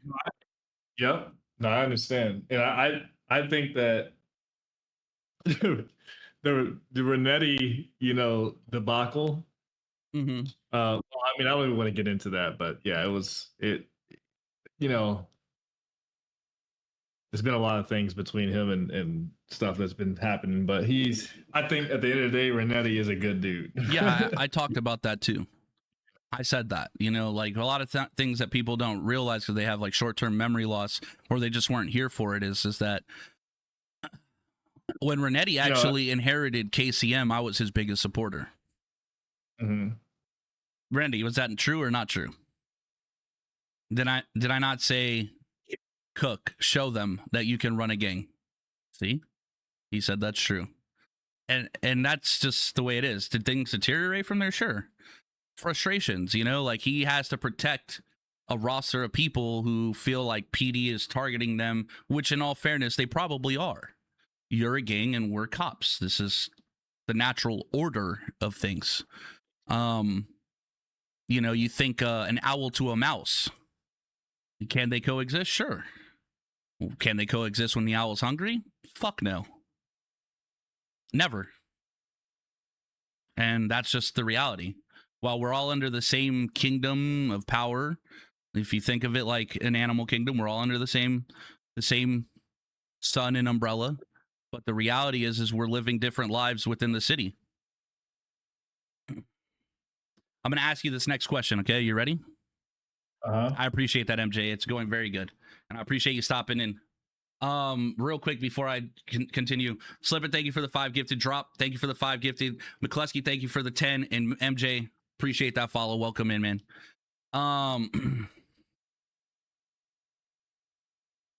Well, that's actually funny. You say rip Corleone, but like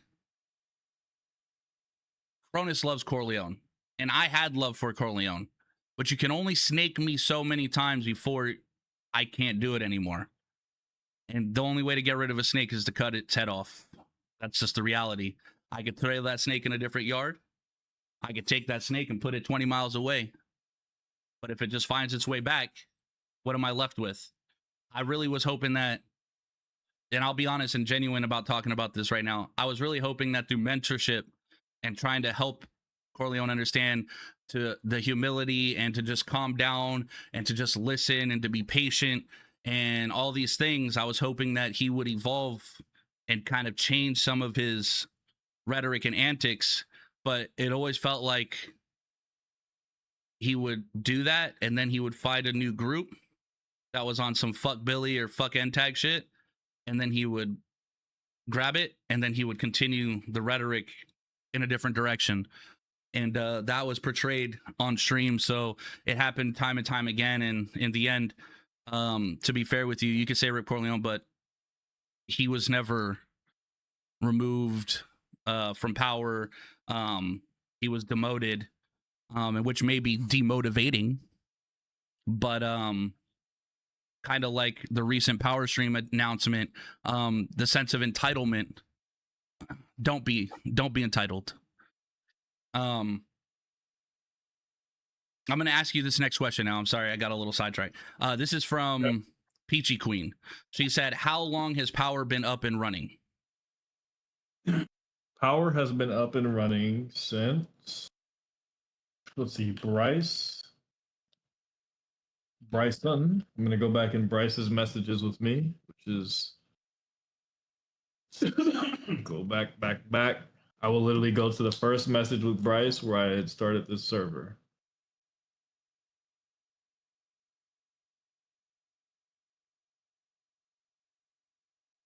Because I want to be accurate, Yeah, I understand. You talked about the beginning and how you started it all. I think she was just trying to piece together a timeline. Like February 17th, 2021. 5 years. That's great. Mm-hmm. That's really good. That's infinitely better than most servers, by the way. Like, I'd say honestly better than probably 98 or more. Actually, probably 99% of servers, by the way. 100%. That is the day I started. And Yeah, the very first message we were going through, I was sending him. He was sending me Fiverr links. This is crazy, actually, right here. What the fuck? Look at this. He's sending me Fiverr links of places where, because I used to go use Fiverr to try and hire developers. That never do that. Never do that. But yeah, we did that. Me and Germ and Jenkins, we did that for a Redem server, and it was a shit show, bro. Germ ended up going back and being like, "Give me my motherfucking money, man." I was like, "God damn, that's crazy good." That dude did not show up with nothing. That dude. Yep. And what he did and called a final project was use Jenkins probably explained this better than me. It was essentially a, I don't remember what, we weren't on QB Core, we were on it was a pre-made YAML. He was, but it wasn't for QB Core, it was for the other one. And he was just literally taking, he was using the pre-made YAML for whatever that framework was, and he just he called it complete. And me and Jenkins were like, it took him 2 weeks to give us this, right? But the weirdest part was that me and Jenkins, well, I shouldn't say me and Jenkins, because Jenkins did all this part. So Jenkins, I was torturing Jenkins. I'm gonna just talk. We're just gonna yap real quick. Me and Jenkins, we went through it. And I remember being up for 48 hours coding the shit out of this, because it was actually, or configuring it. It was very fun. But I would configure, and I'd get everything to work, but something wouldn't work. And I would get frustrated. And then Jenkins would wake up and I'd be like, "Jenkins." He's like, "What?" And I'm like, "Just delete all that shit and then rebuild it. Use the different YAML on the other framework." And then he would do it. And it would take him literally like 10 minutes to put a whole new pre-made YAML back in. And then I'd run into a new snafu. And I'd be like, okay, tear that down and put the old one back. And he put the one that I just worked on back in. And I made this dude do this shit like day in and day out. And I'd sit there and I'd fucking put in all these scripts. And I'd configure them. And then I'd make them so that they didn't work the way that, they were open source. And then you would go grab the whole seed back and replace it? Yeah. Oh, I made him do this shit like 10 times. It was so funny. By the end of it, he was great at it. He was like, I think he anticipated me to tell him, tear it all down and just put it back. And at this point, I had configured the same script so many times that I had all the coordinates already and like the values already, and I put everything back, and then something else wouldn't work. I remember one time it was horses. The fucking horses had like Russian names, and we couldn't get them to pull out, and they couldn't get the carts to spawn. And Jenkins literally manually went in and changed the name of all the horses manually, right? And then like a day later, I told him to tear it all down. And he was like, he put it back and he fixed the cart thing, but all the horses' names were like in fucking crazy Russian. He's like, I'm not doing that again. So I pretty much demotivated the shit out of him, but it was so fun trying to figure it all out. And then we hired this Fiverr guy, and 2 weeks later he gives me this shit. And I remember I'm in the DMs and I'm like, bro, I'm a and I could do better than this. There's no fucking way that you're actually a developer. Well, careful with that. That's what got my files held for ransom. You don't want to talk to them that way. It didn't matter. We didn't give him. We had maintained. It didn't matter because he didn't do anything. Cronus. He gave us the pre-made YAMLs. He gave me what Jenkins was giving me out the gate. In Red M, there's like literally it's server ready, right? So you go in and it gives you like it's everything, but some things just need to be like what's it called when you put 2 dashes before the script and put a space to kind of like stop it? What's that called? I forget the terminology.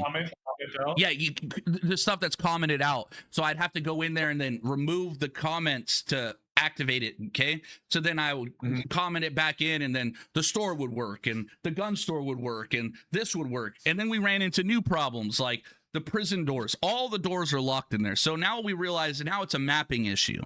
So now we need a whole new map. So that's where we I made him go through that too. That was part of the days of having him restart it.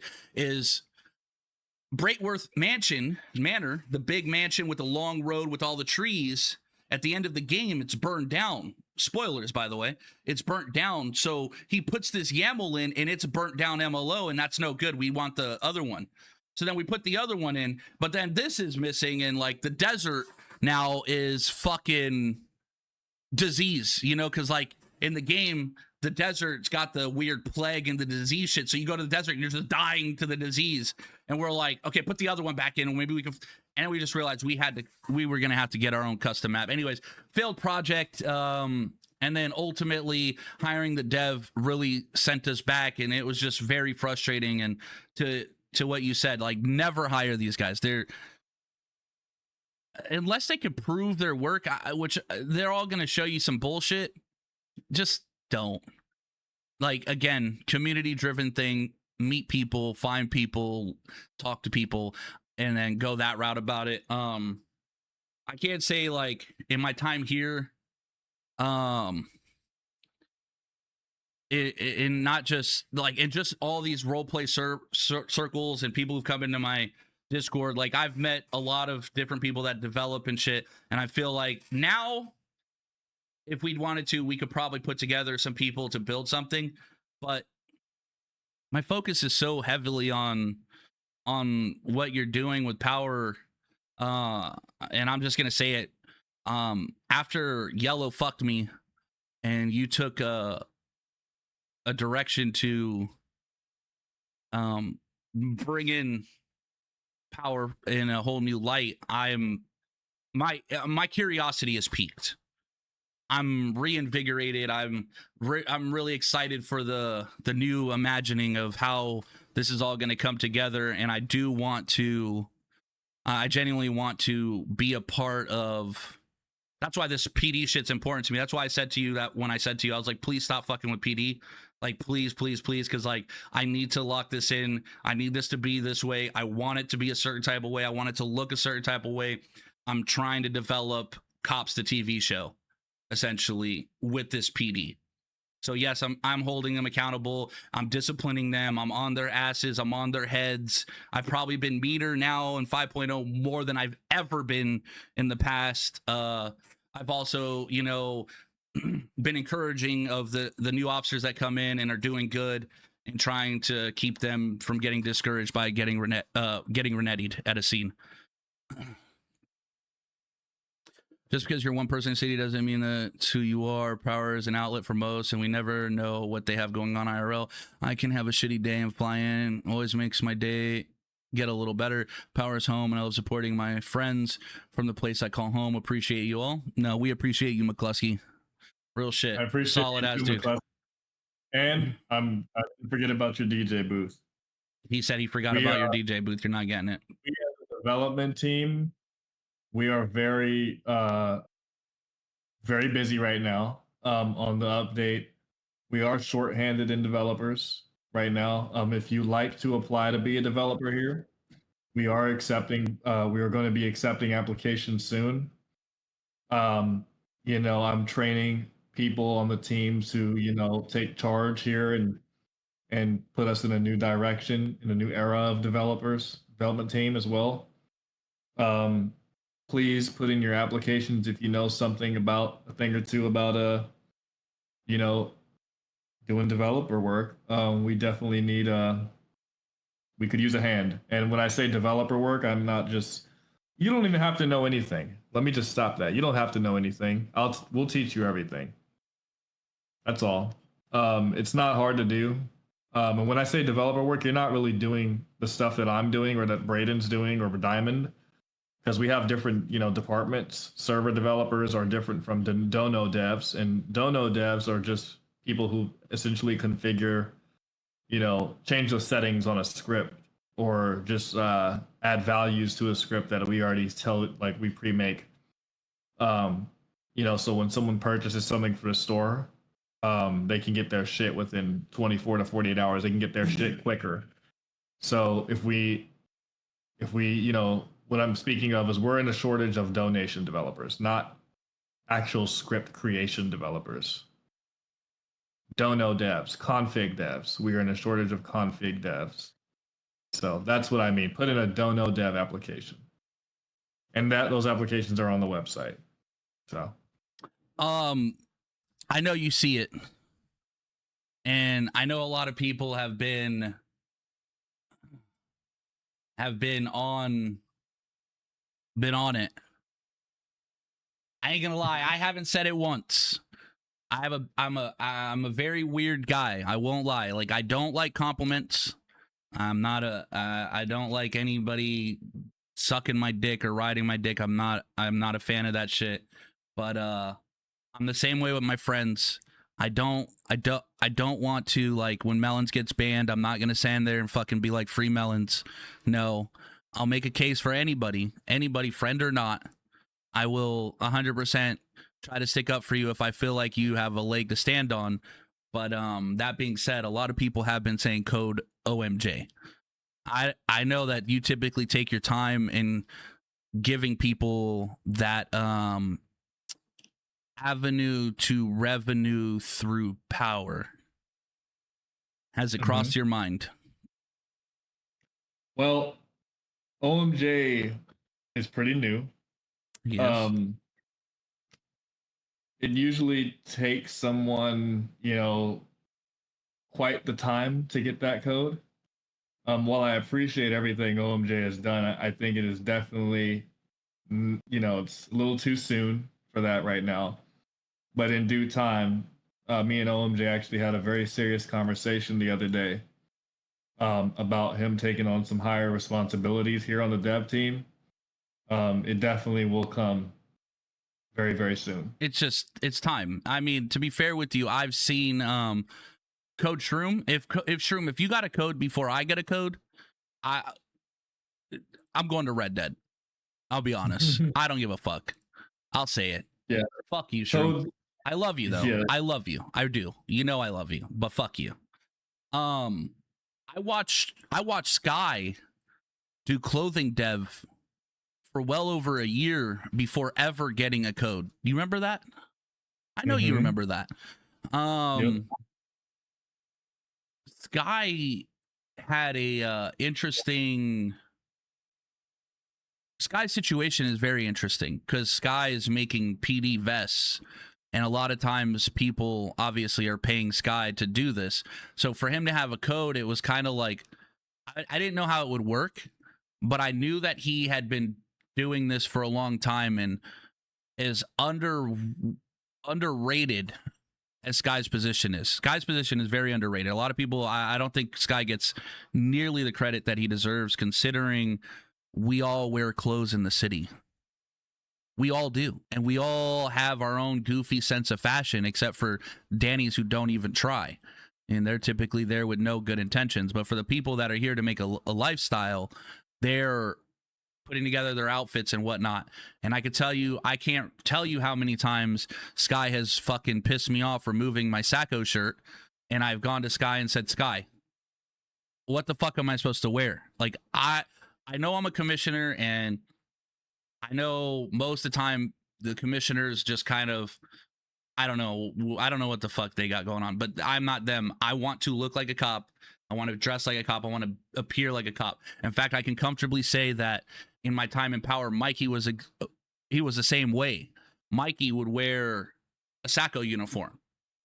And if I'm going to be a commissioner, and despite my differences with Mikey, I want to tout the torch, as I want to represent it in that sense, in the same way that Mikey did. I'm going to wear my Sacco uniform. So every time I went to him and I said, put it back in, he did it. Even if he had to go dig through 1,000 files to find it, he put it back in.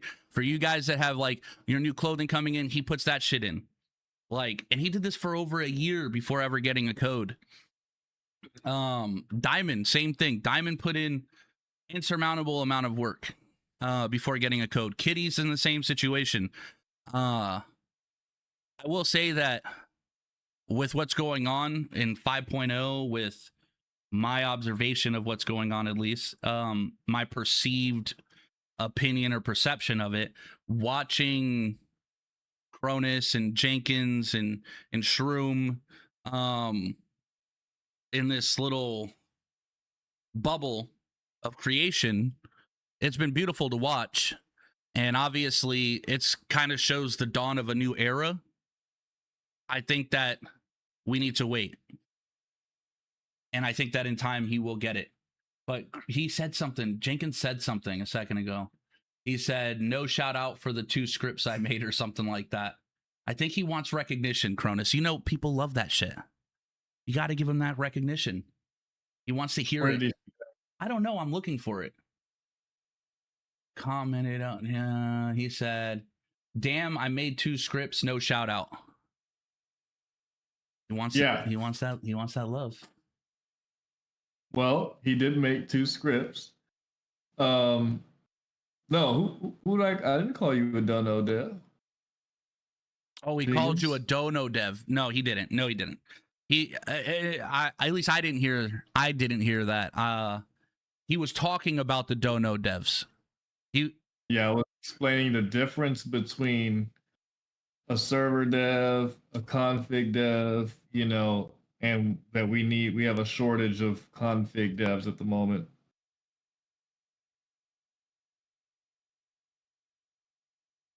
If you mods keep battling me on my fucking pinned message, I'm about to have a lot less mods. And I'm going to mod Shroom. So keep it up. You fucking dweebs. The next question from Pixie. You ready? Have you ever considered franchising the server per se across different regions? Hope I'm saying this correctly, and I'm going to interpret this correctly. I think she's saying kind of similar to Prodigy, and Prodigy I'd say probably does it more than NoPixel. How they have like Prodigy Brazil, Prodigy UK, you know, and Prodigy NA. I think that's what she's saying. Yeah. Could you ever imagine power regionally based? I think first we need to get the public server straight, and then we can start beginning the whitelisted, and then do a marketing rollout for that. And then from there, you know, we can, you know, tidy everything up, and then probably start pushing other countries. But with Carbon and then Chrome and stuff coming out soon, there's definitely going to be a level of professionalism that we're going to be able to provide people that'll be comfortable with franchising into multiple regions. Right now, you know, to me, this server is still not complete. So, but that is something I've thought about. Yep. Can you do me a favor, Cronus, and put a dot in my chat real quick, or whatever you want? Just type in my chat. So if you guys in the chat have any more questions for Cronus, just at Cronus and then ask him, because now I'm gonna kind of just go back to what I was doing before the questions, and I'm gonna kind of touch on that, because I have an opinion on what he just said and what you asked. Because like for me personally, looking at it not through the lens of as a player, but if I was in a situation where I was like managing a server, right, I would say for me personally, I think that regionally separating power wouldn't be ideal. And me being honest is because a lot of you dweebs are not populating the server to its maximum potential. I think that once we get back to the queues, then we can ensure like he said, a whitelist, where when you have 50 people sitting in a queue every day, without it being like on some H-Town shit where it's fake. Those are fake queues. Those are just to funnel in people slowly. Real, genuine, authentic queues like we used to have. What'd you say? H-Town uses fake. How do they use a fake queue? Well, Like they what I'm trying to say is like when the server first pops back up, you will be funneled in slowly. You know what I mean? And I've seen it through buying prio and buying a bunch of prio and seeing how fast I can get in, and even buying the best prio, it took me a while to get in, and it was weird, you know. the queue is rigged. It just, I'm not sure what's going on or how they're doing it, if the numbers are genuine or not. I'm not sure, too certain, but irrelevant to my point. I think my point is that I remember a power where I would see 50 people in a queue and I would be like third in the queue. And then I'll tell you straight up, the same name every time would knock me out, the motherfucker. Gengar. Then Gengar goes to queue at the same time and he just knocks me down, and I'm like, this motherfucker's got 2 max prio, man. You know, and it was dope though. It was dope, but we're not there. So like, how are we gonna split and go into a UK and take the 30 players from Power that are here from the UK and put them over there? And then the I'm not trying to shit on the Oceania, but take the fucking 5 of you from Oceania, Milton, Trigger, Pixie. That's 3. I'm just assuming there's 2 more at least. And then having you guys go over there. You know what I mean? It's just, I feel like until this is finished and this is populated, then even a whitelist, I don't see a purpose in it yet. That's just me personally. This is my opinion. Obviously, I'm talking to Cronus. You guys could hear this is a lot of what you guys are hearing. How I talk to him is genuinely how I talk to Cronus. Like I'm trying to show you guys. Great. You know, it's it definitely, we need to get back to that. You know what I mean? And you know, what we've got here is we've got a lot of new people coming in. You know, we're retaining a lot more players. We definitely need these businesses more active and open. You know, I think that a lot of that stuff with this new update is going to be, you know, a thing, you know, because we have the new funnel way to funnel people into these businesses by applying from the app and all that stuff now. Especially PD, just retaining more players is going to be something really, really happening more in this beta release. I would love to see a whitelist server, but I don't want to see a whitelist server before the Power RZ server. Whatever the fucking, I don't remember the name, platinum, gold, diamond, cobalt, fucking zirconian, whatever you came up with. I want to see these guys that are here to shoot have a place to have their fun under the umbrella of Power before my personal aspirations of a Power whitelist server. Because I would love I personally would love a whitelist server. And I think that there's some more of the serious role players, the less VR chat role players, the less ERP role players, the less RDMing role players. I think those people also would like a whitelist server. But in the same sense, I still believe that we are not enough to populate it. Right. Yeah, that's you, Slippin'. You're a fucking ERPing role player. You fucking cupcaking little weirdo. I love you though. I do. I'm just a dick because I'm a dick to the people I love. So, Cronus talked earlier about using AI to tune cars, which I thought was absolutely incredible. Creative in its own sense. People can say, well, use AI. I don't care. It was creative to think of, how can I get this AI to work for me? And once he figured it out, he realized, okay, now I can cut out a piece of the puzzle, because having a vehicle developer is tedious, it's stressful, it's daunting. These guys had to sit there and tune 30 cars a month. These guys had to come up with every month. And then they'd come in late, and then you guys would complain, and people would be upset, and this, that, and the other. And I didn't get my November limiteds, and my vouchers are no longer good, and Mr. Yellow's being mean to me in a ticket.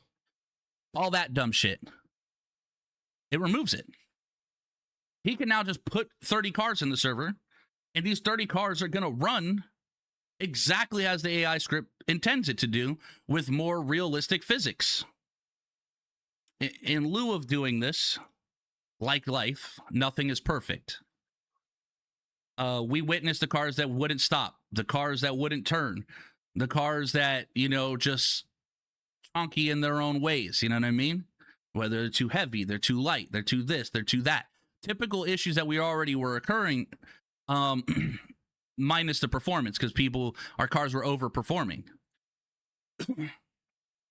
So he came up with this idea to take an old script. So he uses the AI to tune the physics.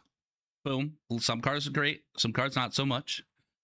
And takes this idea of an old script that Braden had for cars, for configuring cars, and he wants to kind of strip it down into the essentials of what we need rather than what you want. So it's kind of a double-edged sword. You want your car to perform better, and you want your car to drive better, like faster.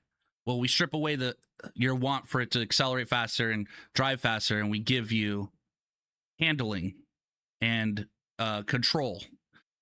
And that's what he says he wants to strip it down to and make it more of a role play scenario where you go to a mech shop and the mech shops will help you to get that turning in your car back that the AI might have taken away. Is that a good explanation of it? Yes, exactly.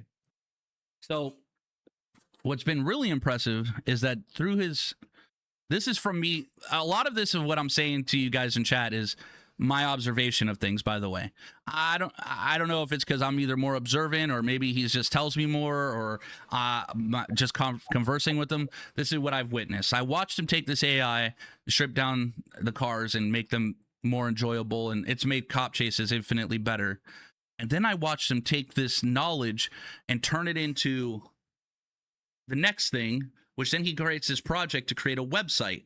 And this website is absolutely revolutionary, to say the least. I could pull up, and I know you hate when I do this, but I'm gonna always do it because it's where I've went, and I went there for a reason. When I went to the Prodigy website, it was nowhere near as nice as this. Not even close. It's not nearly as nice. It's not nearly as comprehensive. It's not nearly anything in retrospect. Well, I actually went on to the Prodigy when you told me about those applications. I said, you know what? Let me see if Prodigy has applications. So I actually named the site Power Application Site because I was only going to use it for applications. And then I was like, what if we had the rules in here? Okay, what if we had other applications in here, not just PD applications? You know what I mean? And then I was like, wait a minute. Where is PD going to view these applications? Well, what if we had the roster in here? Because he likes to be able to see the roster. And I'm like, okay, what do we call this? Because we already have a Discord called Luster, so I was like, divisions. And then I did the medical division, then I did the real estate division, and I did the factions, and I'm like, all right, this replaces all of our Discords. Yeah, it does. And now we have a streamer network division on the site where people can literally apply, like you can see your stream live right now on the website. I don't know if you guys in the chat know that if you're on the streamer network and you're verified as a streamer, you get featured on the website now on the front page. So that is another thing that is that I actually took that idea from Prodigy, but yeah.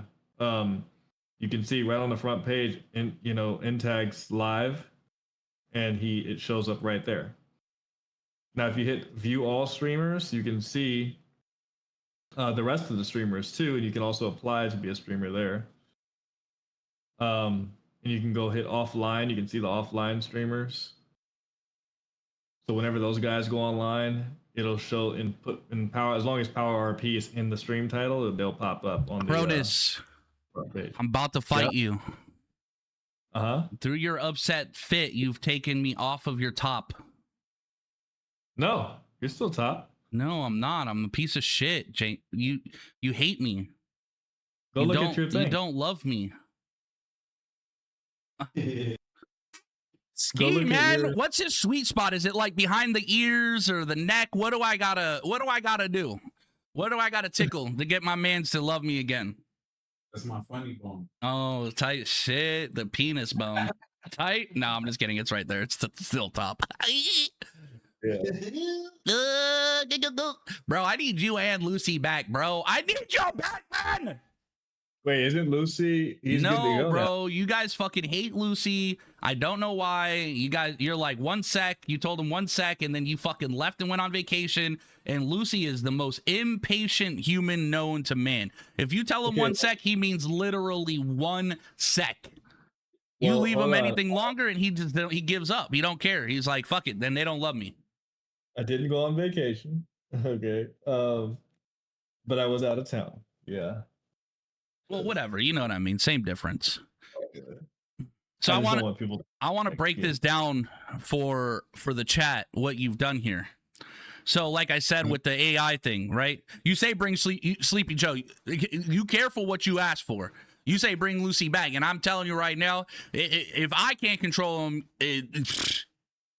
all I'm saying is I love my boy Lucy. I love my boy Lucy. He brought me into power. I of course always want him in the city, and I want to see him come back. I just don't want him to crash out. But with that being said, Cronus has created this site and then integrated it through the Discord in avenues that are absolutely insane, including creating this AI. Here, let me get rid of my camera here so you guys can kind of see this. Let's do who is Cronus, right? Hopefully this actually cooks up right. But It will. it's thinking. You could say who's your daddy as well. Is the founder of Power Roleplay. He started the server in a community called Trap Life with 2 players, Bryce and Massacholi. Literally the origin story we literally just heard. Okay. How do I join a gang?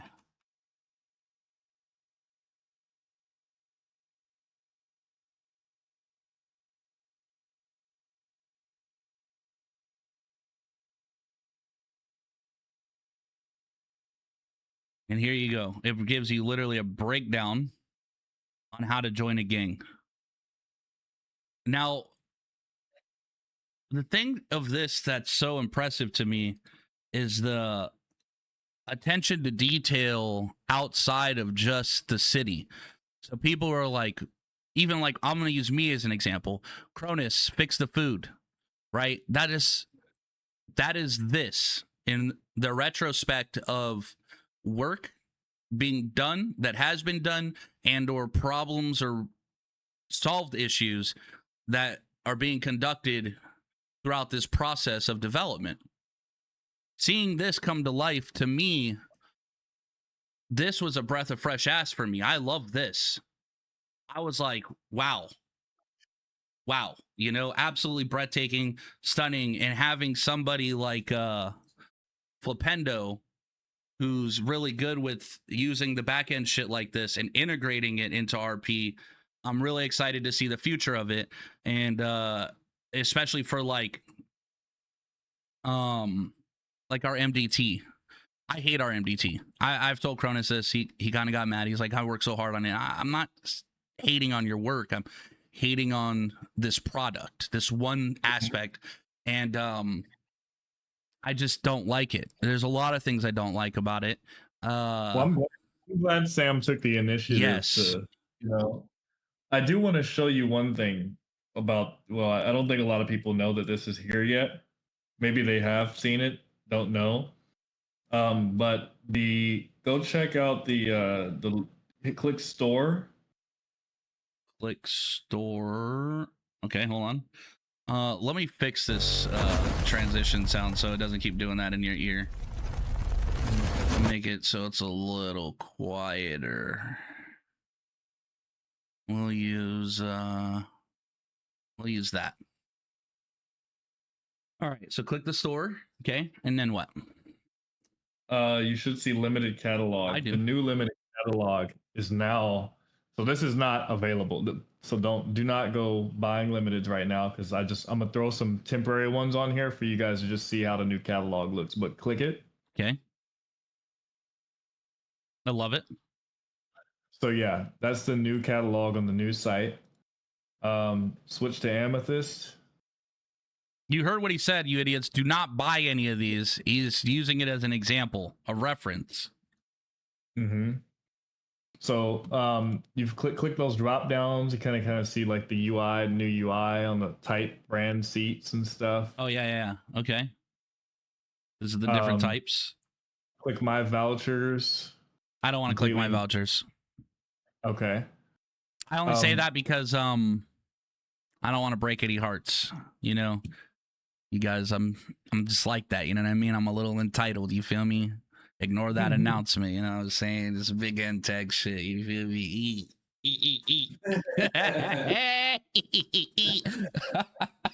I'm yapping. I don't know. I just noticed that there was 3 random vouchers on here, and I was like mad confused. I was like, why do I have these?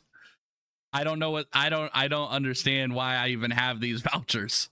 I thought I used all my vouchers. That's a port over from the old site. So there were some things on the old site that couldn't be seen, but they're seen here. So what I'm gonna do here is 72. Y'all motherfuckers broke as fuck. You see that? 72. Go ahead and hit I'm gonna add you. Hold on. How many did we give away that one month? That was all power sponsored. How many? 14 to 17, I believe. It was something like that. Was it or was it 20? Because I know that I want to say that Sam, Della, and you all contributed to it. It was 22. So I have 50. Like for me, it was 20. I thought it was 20. Yeah. It was 20. It was 20. Do refresh the page. I just gave you 3. I wanted to show you something real quick on November. Okay. So I go to okay. Yep. Now what? So you see you have 3 November vouchers. I see that. Go ahead and redeem any car. You know, so they can see the new UI and the process and how it looks. I just go in here and I redeem it. Yeah, it's already redeemed. You just go ahead and buy a car on there. Question: if I redeem this, will I actually get this car in city? Yes, correct. In the beta server, yes. Y'all smell that? Okay. Who wants a car? In fact, fuck that. I'm gonna do you one better. McCluskey, pick a car. Yachi! Thank you for the follow for the 500th time.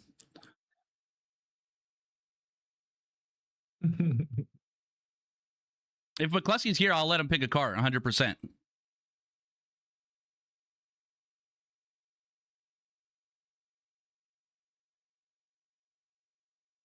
If you don't mind mods, can you guys, if Yashi's banned, can you unban Yashi so he can continue to call me fat, old, and broke?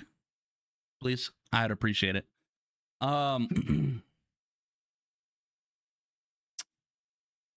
Give it to Iris Johnson. Okay, drop win. You're new to PD, you're new to power. Oh, actually, you're not new to power. What car would you like?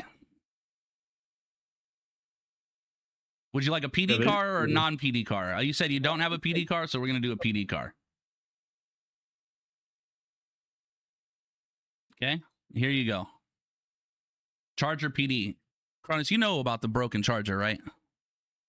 No, I don't. I told you the day that I discovered it. I messaged you and I said, I need you to look at my stream. This car is completely broken. It's very much like the kitty car, except lighter and flips easier, but it doesn't make a difference because it'll turn at 170. It goes 0 to 170 in 2.5 seconds, stops on a dime, turns on a dime. It's too broken.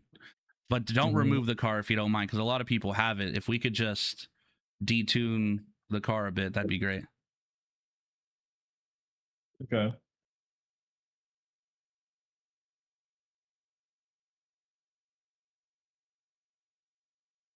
Which car did you say?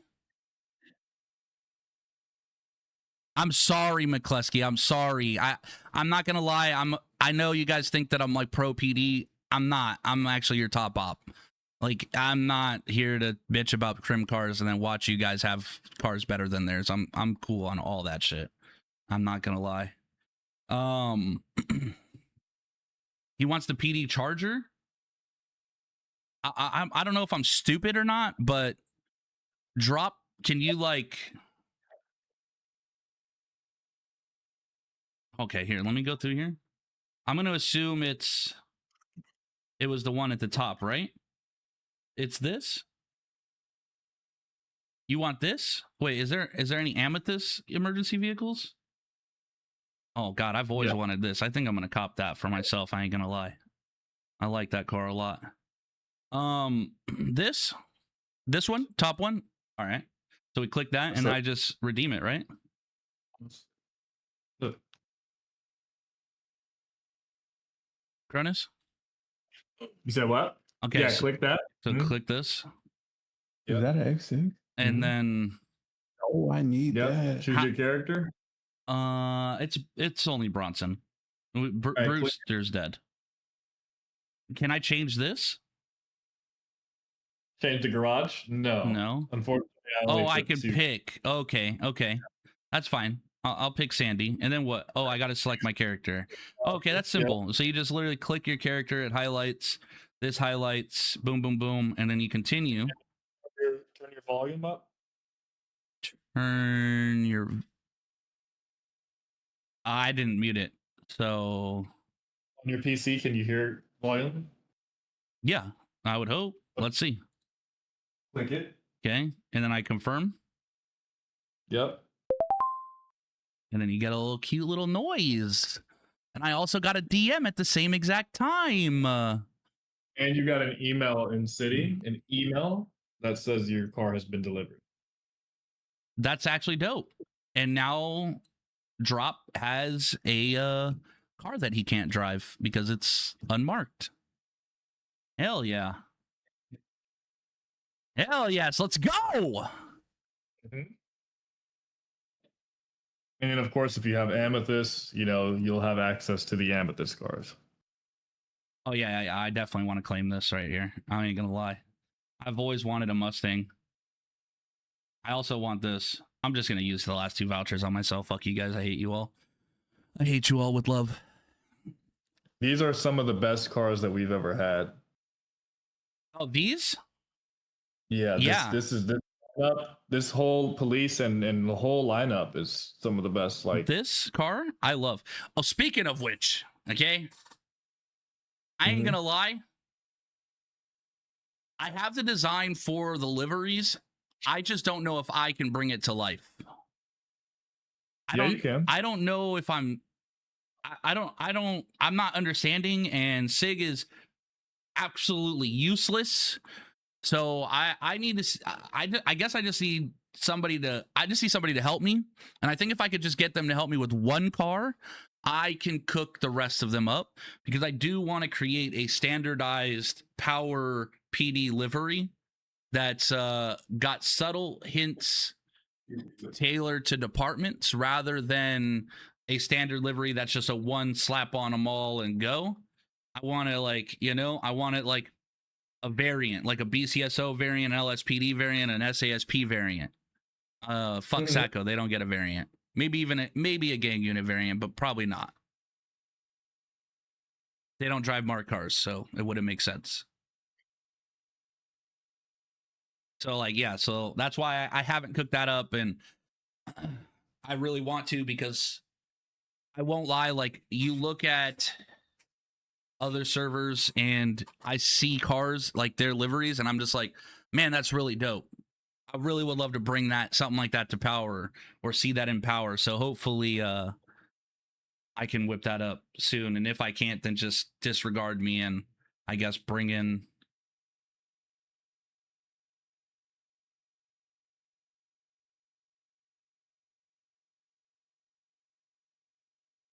Oh my God, my girl's card got removed. Now she wants me to use my voucher on her. Oh my God, I'm gonna have to do it. She makes me food and gives me pussy.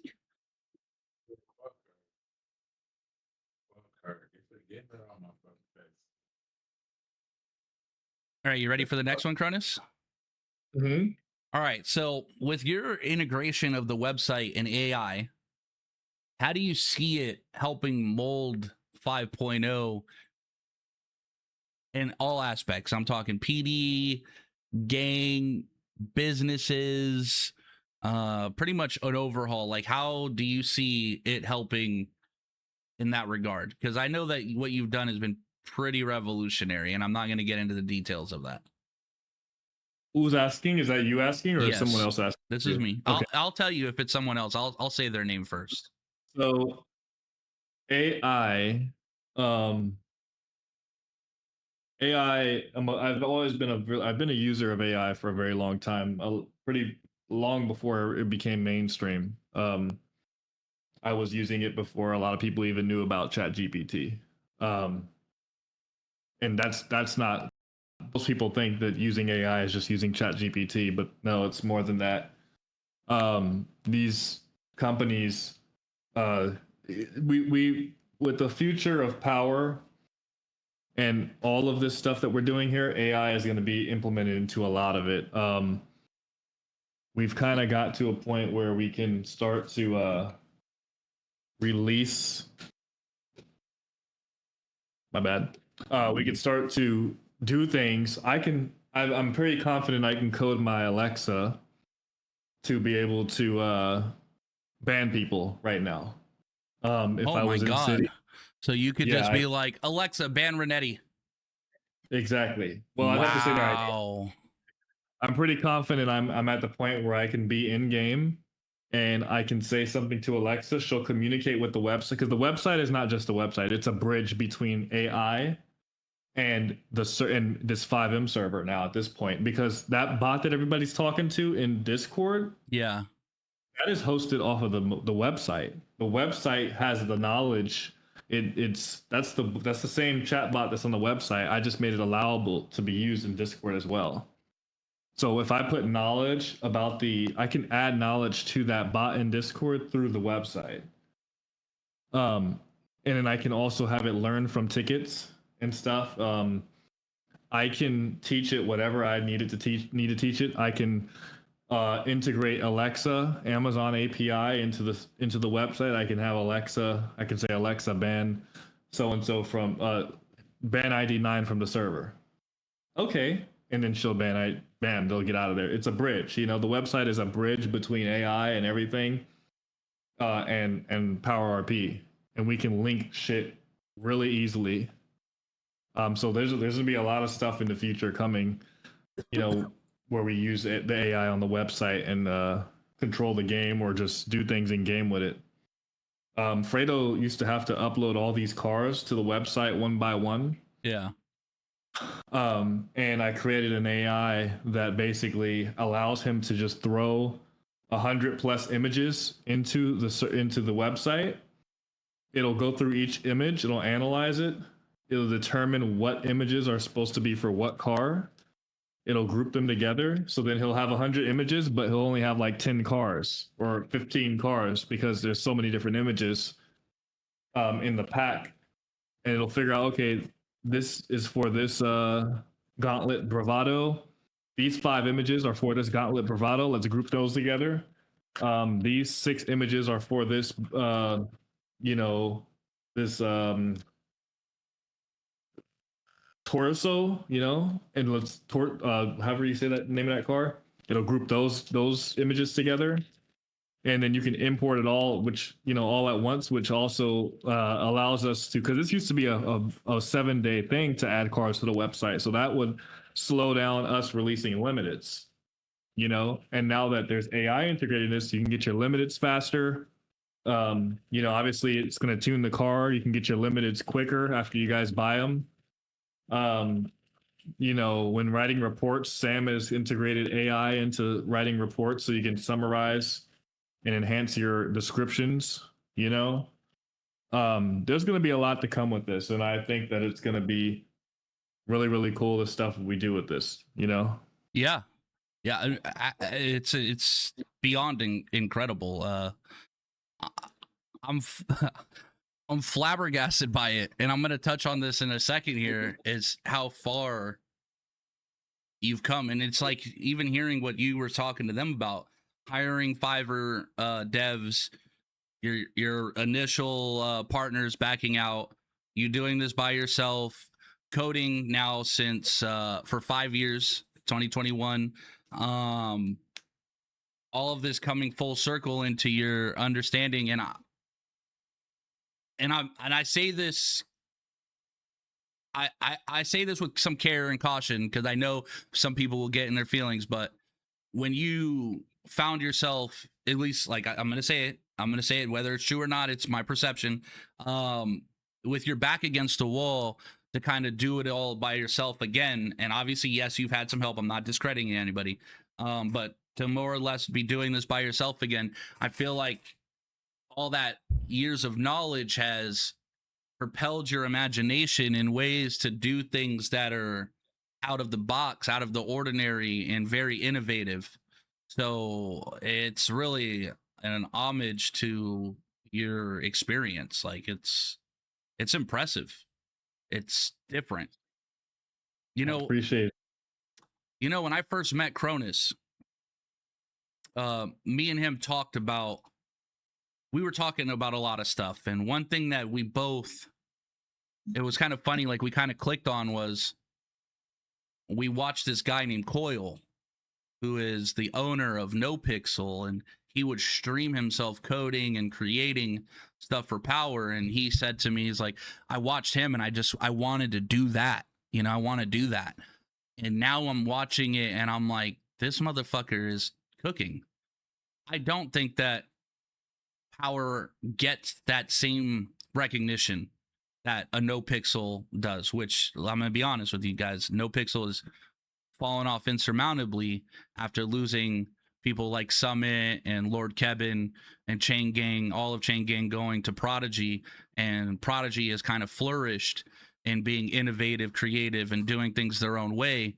And watching this happen now in Power, that the more that I'm watching you do this, the more excited I am to see the next evolution of heists and gangs. While I'm pretty sure, I'm not 100%, but I'm pretty sure what you're going to be utilizing is open source, this and that, to create these new systems, correct? Yes. So the heist, the heist system we're using is going to be completely open source. I'm going to put, the best person to put in position of dealing with the whole heist system, and that's Braden, because that's his specialty. That's what he does, is he does heists all the time, so obviously he's had things in the past where he's kind of did some OP shit or whatever, but I've created a proper dev environment now so that I have to verify everybody's work before it's put into the game, and I'll make sure that things aren't being, done improperly. But I think Braden can really cook with handling these heists, especially with the open source system, because at the end of the day, that's his main role play, is doing heists. Yeah, 100%. Sure, he'll cook with that. But I've taken 100% responsibility over the gang system. I'd say it's going to be a very controversial gang system. We're gonna lose some people. Some people might take it to heart when certain things happen to them in game. I'm just mentally preparing all you guys for that. It's not like, just so we're clear, I'm gonna cut you off there. He's mentally preparing you guys. Mm-hmm. Not he's mentally preparing himself for your complaints. He's mentally preparing you guys. Okay, you gang people. He's preparing you mentally. And for those of you guys that think that, like, I'm not going to care. You've cared for less. When he says controversial, he means it. I've seen you guys care about less than what's about to happen to you. I'll be honest. So you will care. The reality is like, find it within yourself to figure out this new system, this new mechanic, and care less. Right. Yeah, they're gonna, they gotta really tap into some real shit, and that's gonna be, this is RP. And on top of that, you will have a sense of loss now. Throughout these years, power has not, nobody's had a sense of losing anything. You don't lose your guns, you don't lose your money, you don't lose anything after a scene doesn't go your way. And that kind of just gave a mentality of just like not caring about anything or doing anything, because you didn't really have to have a sense of loss. There were no consequences to your actions. And now there is it's going to be pretty controversial. Some people might get angry, and I just want to let everybody know that is my objective. My objective is for gang members to get angry in head with each other. I want there to be arguments. That's why I reopened the faction chat. I want there to be in head arguments. I want you to dislike each other out of city because of the shit that's about to happen, because that's how we get the best scenes, Yeah, I passionate. Yes, that's how we get the best scenes. Because if everybody's cool with each other, or they act like in game that they're not cool, and then they, but out of city they're chilling in the same Discord and shit and having a great time. That's cool and all, but you guys are in a separate gang. You know what I mean? There shouldn't be any, I'm not going to pull up on their block because we're friends out of city. Who cares? This is RP. I'm here to, the gangs need to have the pot stirred a little bit, and we're going to do that. That's going to be very prominent. So you will be able to stir someone's pot pretty hard. So to kind of like touch this up a little bit, Yashi asked, as I looked through his chat logs, Growing Man crying, by the way, Pete crying over a video game pushing 40. But outside of that, he said, Cronus, what's the gang system gonna look like? Is he talking about the user interface? I'm not really sure. I just think he wants a general scope of what you think or what your intentions are going to be with the next gang system. Feel free to elaborate, Yashi, if I'm not getting that right. So I'm gonna just to say what I think he means, and essentially it's gonna be selling drugs. Yes, it's gonna be selling drugs. It's gonna be spraying, spray painting. It's going to take a long time to take a zone. By earning a zone, there is going to be benefits to that now. An area owning a turf. We've sectioned the whole map off by district. You've got Rockford Hills, you've got Grove, Del Perro Heights and shit like that. We've seen a lot of gangs, old gangs come back. We've got the Scaletta crime family back. We've got the family back. We've got a lot of old gangs that's come together to come back and RP, and we're waiting on this gang system. It's gonna be definitely the best and most fun and controversial system, I think. Yeah, July. I'm already 10 steps ahead of you, man. And I've always. I just keep my mouth shut. But yeah, a lot of this stuff is already done and in the works. So I've seen a lot of this from people. Is rolling coming back? Can I jump over a car with a gun out? And all this stuff, right? This is my take on it. I don't know what your intentions are, but my take on it is that I've noticed that the gunfights have been infinitely more balanced and fun. Even despite the fact that some of your guys' guns still seem to be hitting incredibly too hard. Outside of that, there still have been a lot more fun and, like I said, balance. So I really don't want to see that. And I also would Pepsi challenge you to grab an assault rifle and jump over a fence with it while it's still in your hand. I would Pepsi challenge to see that, to be honest. So if any guys want to jump into your neighbor's backyard with an assault rifle, please don't do that. I think Slap did a demonstration. Did he? I think he did a demonstration. He rolled with his pistol in his hand. Mm-hmm.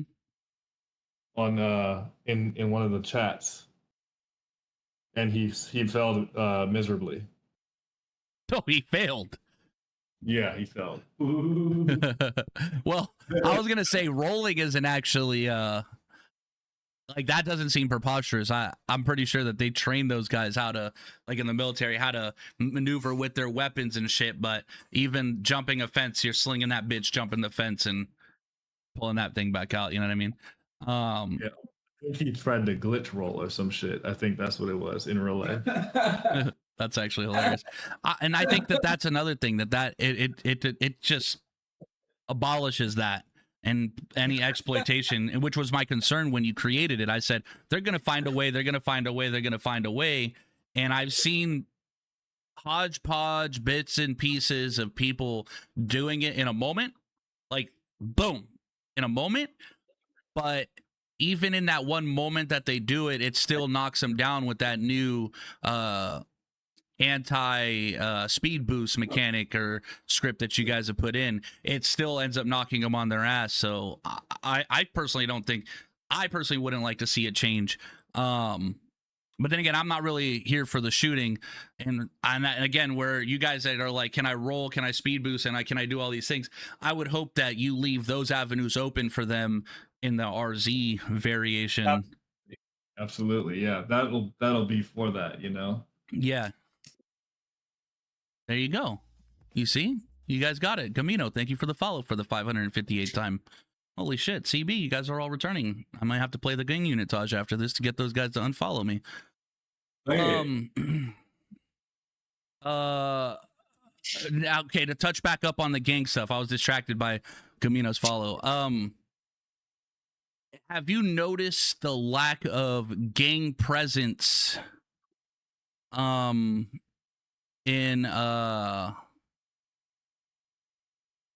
power as of lately, Cronus? Yes, I know that there's, which is pretty surprising because we've been hitting decent numbers without gangs being in city. You know, there hasn't been much gangs playing the server, which is fine. You know what I mean? We can live without them. It's kind of telling. So. It's kind of telling. But for me, it was like, and I've talked to you about this, and I haven't really said it too much here. I've hinted at it to a couple in city and tried, like, I did it with Trish and Boucher. I was thinking, like I said, I've told you this, it's weird watching them not know what to do without a script to dictate the course of their actions. Like they don't, it's like, I feel like you can't say you got banned, Gamino, if you just followed and then you typed in my chat. Nobody unbanned you. That doesn't make sense. So don't lie. Nobody likes liars. Okay. Anyways, I'm going to keep going. It's interesting watching them come back with no direction. So they don't do anything because it's almost like they don't know how to role play out being a gangster in the video game, like how to just gangbang on somebody. You know I have seen it actually. 2 people. I've witnessed it from 2 people, and it was really dope actually. It was that fool Joe, who I don't really like, but he at least does it, and Boucher. Billy Boucher. In fact, it was them together. He came over there and he gangbanged on that fool Joe, and that fool Joe gangbanged on him back. And he was like, "Hey, it's Big Third Street Saints, fool. What's good? What's popping?" You know what I mean? And they go and they do this, back and forth shit. Yeah, no. That fool Joe, he's been wanting to be, a gang member for a long time in the server, so he's got it now. So I unfollowed when you banned LOL Be So Serious. I'm gonna be serious with you. I don't unban anybody. And most specifically, like if people get banned in my chat, it's very rare that I personally do it. So maybe I did, maybe I didn't, but I will tell you this. I know for a fact I didn't unban you. I didn't go out of my way to go look through my ban list and find your name and unban you. So you were never banned. So you be serious. Okay. I'm letting you know right now. This is me telling you. I have no reason to lie to you. That's just the reality of it. Okay, bud? You'll be okay. But if you like, you can. There's a good avenue for you to argue whatever you want. Argue with NTAG. I argue about Billy. I really don't care one way or the other. My biggest takeaway from all of this is that a lot of these gang members are going to come back once a system is in play, right? Which to me is kind of telling that, like I said, that they need this direction in order for them to do it. And I kind of understand, because how would I do PD without an MDT, without systems? You know what I'm saying? Like I can pretend, but without a way to send them to jail, without a finding system, without this and without that, without all the tools necessary, we wouldn't have the PD force that we have now. So I do believe that in a great degree, they need a system. You know what I mean? yes. And I believe wholeheartedly that they are the other half, in a lot of senses, the better half of PD interactions, outside of the obvious bullshit that they do when they don't want to go to jail, Renetti. But without that, like if we just give them back these systems, and we give them something, I think that PD RP gets elevated a little bit, because as we've kind of showcased, and you just acknowledged, the numbers have been good without them, right? Why I get fined 160K? I didn't mean to kill 24 cops. Lower PD fines. That's brain dead. This is, you see what I'm saying?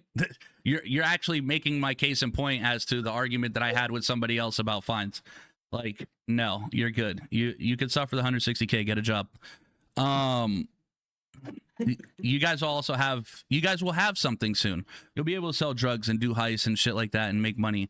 And you kind of distracted me with that, but ultimately I'm hoping to see a lot of the gangs back. I heard some of them aren't coming back. I'm not going to touch on that.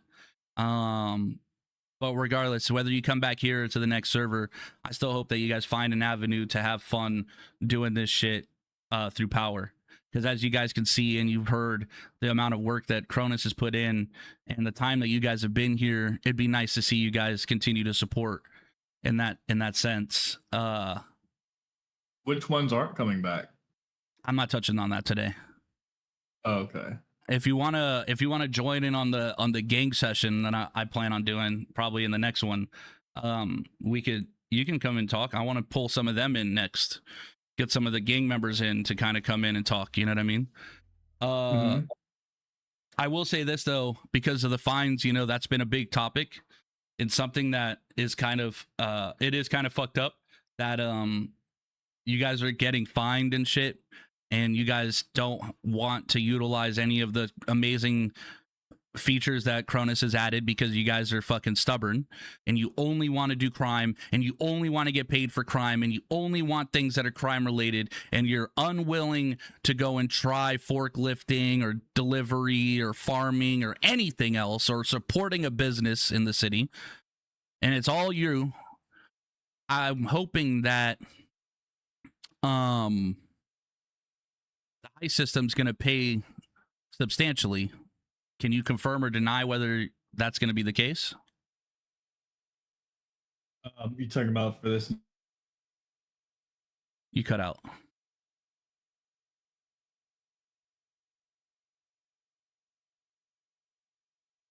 You did your grinding in 2.0 and 3.0 hours in that recycler? I know. Well, this is 5.0. This ain't that. But if you combine 2.0 plus 3.0, you get 5.0. Cronus. He must be going through a tunnel, or a tunnel must be going through him.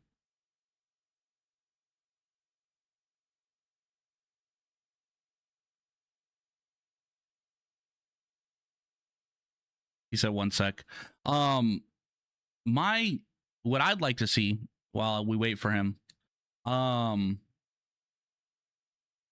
like to see you guys get. I want to see Heist pay good. I want to see you guys get bread off Heist for sure.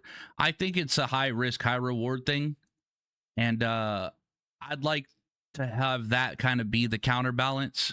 A successful Heist being able to cover more than just one person's potential fines.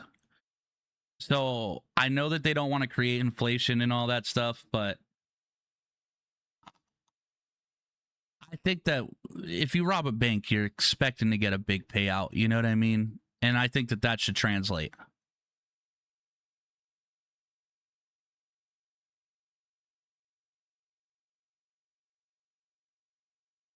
Can you hear me? Yeah. Hold on 1 second.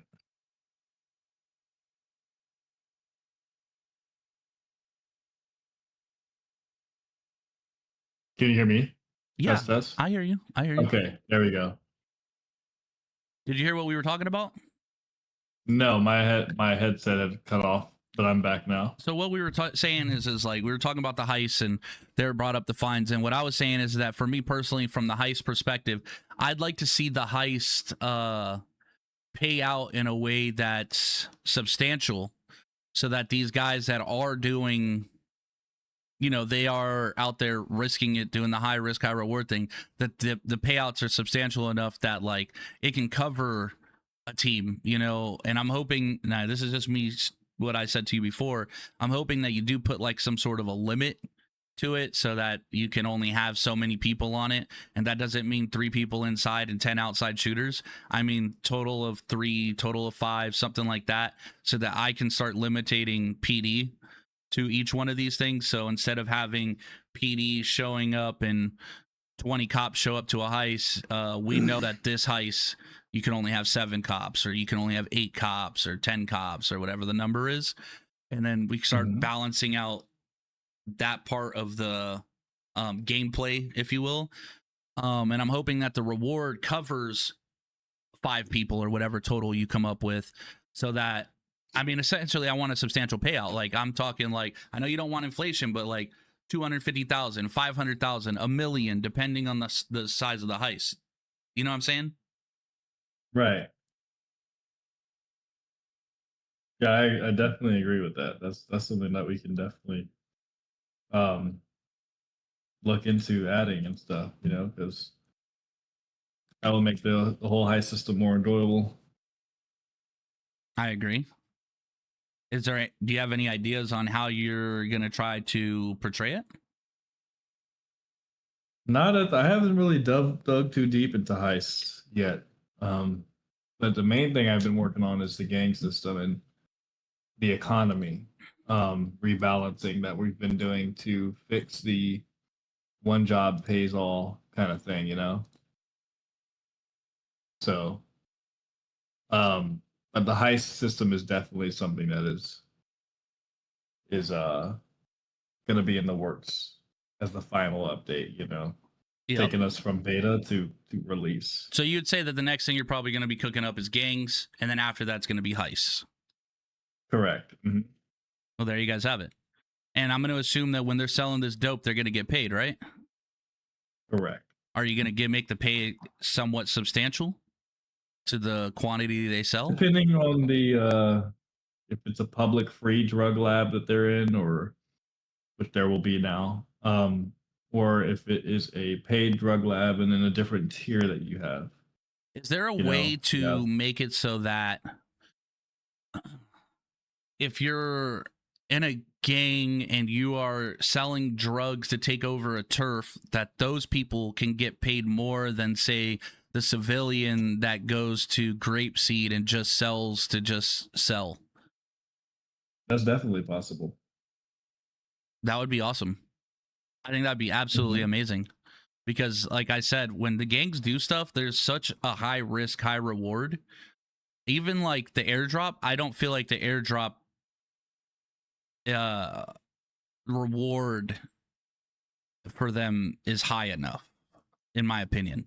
Right. And they all have this weird argument with me about like the legality of it, but I try to remind them that there's no universe where you're going to airdrop any kind of munitions into California. And I try to say this without saying it like that, but there's no universe where you're going to airdrop fucking munitions into California and think that that's legal. There's no, it's not realistic at all. Right. So then I hit them with the, well, if you want to get fucking guns and parts and bullets, then you need to take your ass to a fucking ammunition, a legal vendor, and purchase these things the right way, or do your transactions through them. You know what I mean? Instead of trying to circumvent, because it's not even an RP thing when there's 6 people sitting in a power VC and ask me this and are dead seriously upset. And I'm just like, I don't know. I don't know what to tell you. You know, another thing I kind of want to touch on while I have you, because I think these people, these criminal scum in the video game don't understand. How long would you say, like how many months would you say that you were asking me to start doing class 3 sweeps? Oh, it's been over a year. And you've been telling me to do them, right? Yeah. Mm-hmm. So when 5.0 came out, you wanted that to be kind of a standard, right? Right. Can you help them understand why?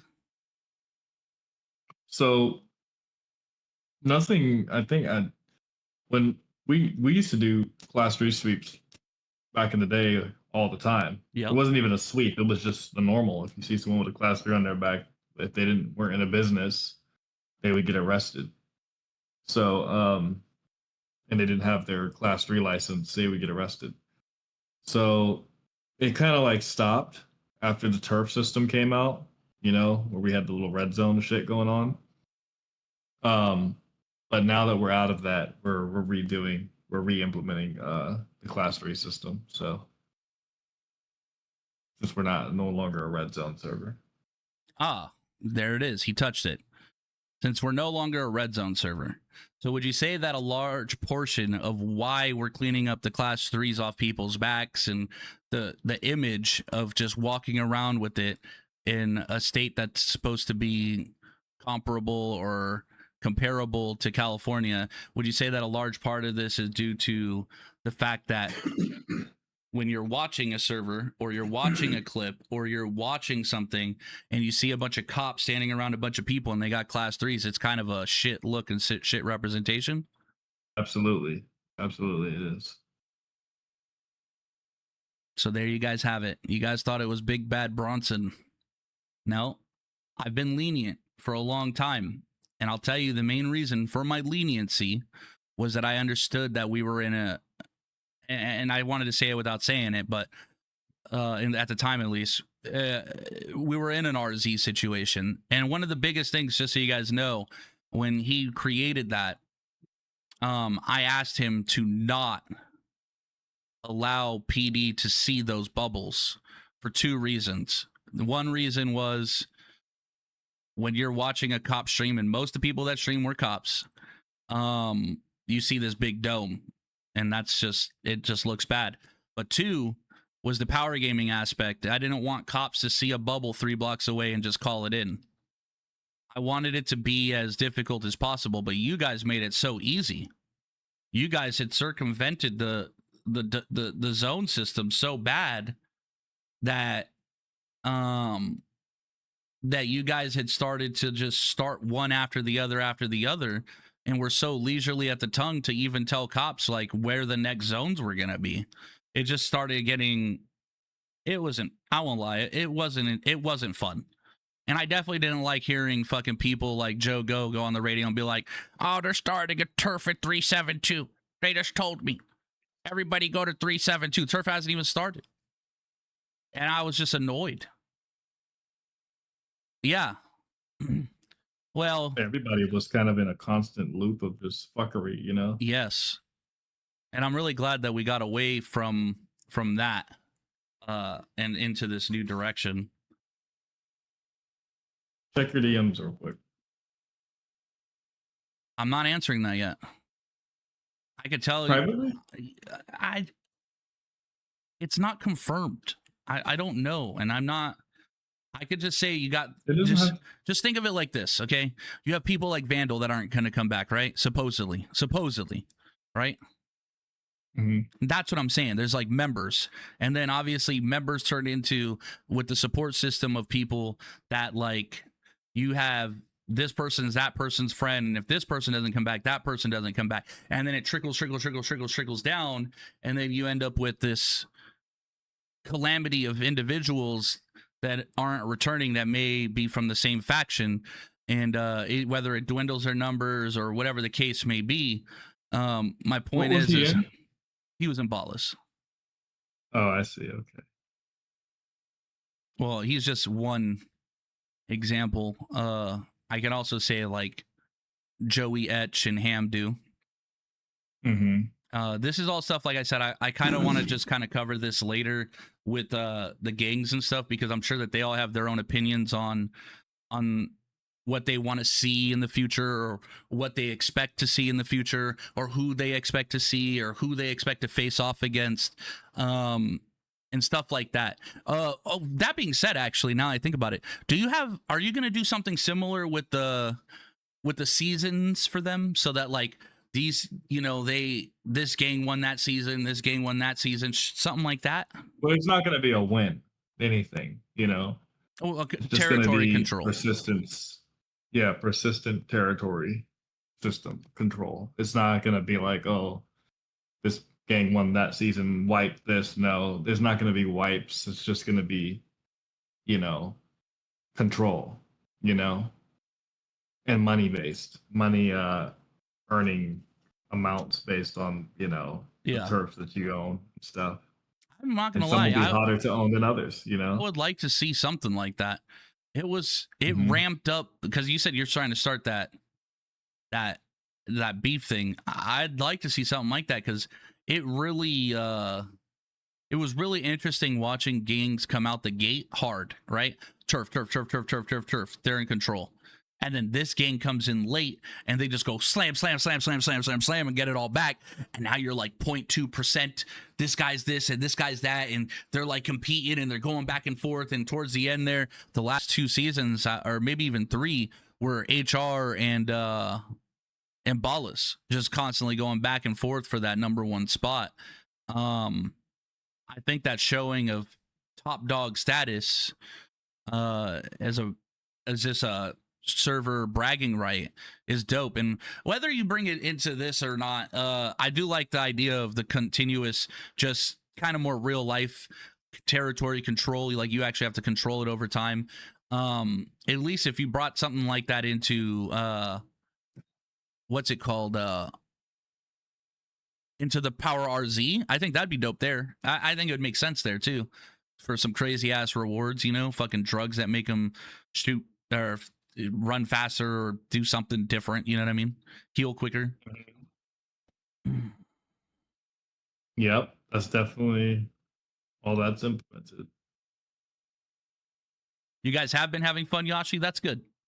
That's good. I like it.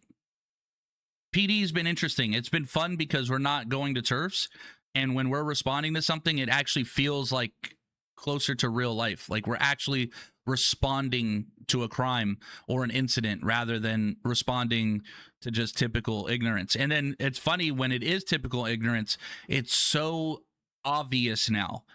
You know, back in the day, you got to understand something. If you cover a page, if you take a page full of words and you just highlight everything, you can't really distinguish what the problem is.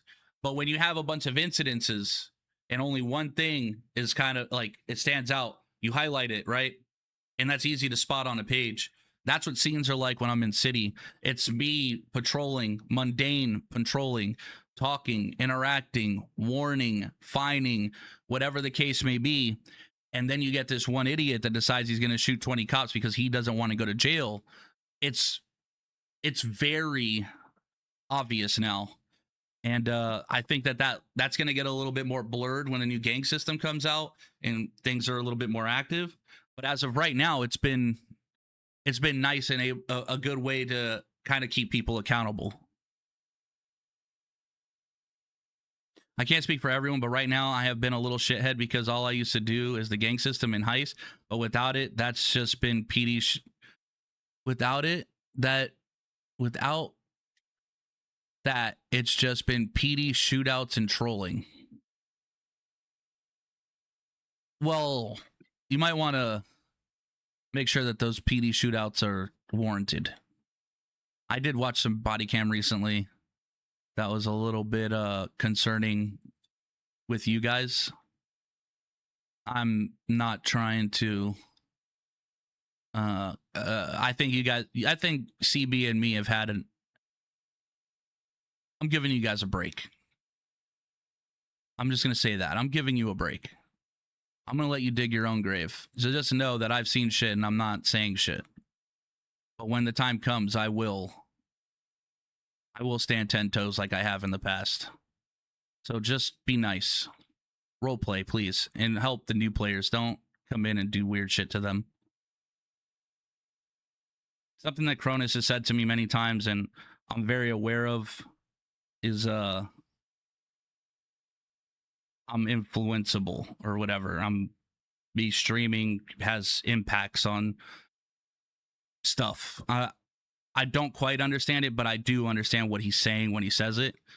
And I do know that if you guys do enough dumb shit and then I showcase enough dumb shit, public opinion of you becomes scorned or swayed. But ironically, it won't be swayed by my opinion. It'll be swayed by your actions. So hopefully in the future, you guys can kind of tone it down. And if you just want to shoot, just wait. Power RZ will come. I'm going to assume that's what Cronus is going to work on next. So just be patient. Enjoy your time here. Let's have our fun. And if you like what you guys got going on here, then stick it out and let's make it work. Hey, Cronus. Yes. I've asked you a bunch of questions. Now, I'm going to be honest with you. I've been a thorn in your side as well as the wings on your back. But at the same time, I can imagine that the push and pull of frustration has to weigh sometimes. Is there anything that you want to ask me as to maybe why I am the way that I am or anything of that nature? Just anything you want to ask me? Or even anybody in the chat? Let's see.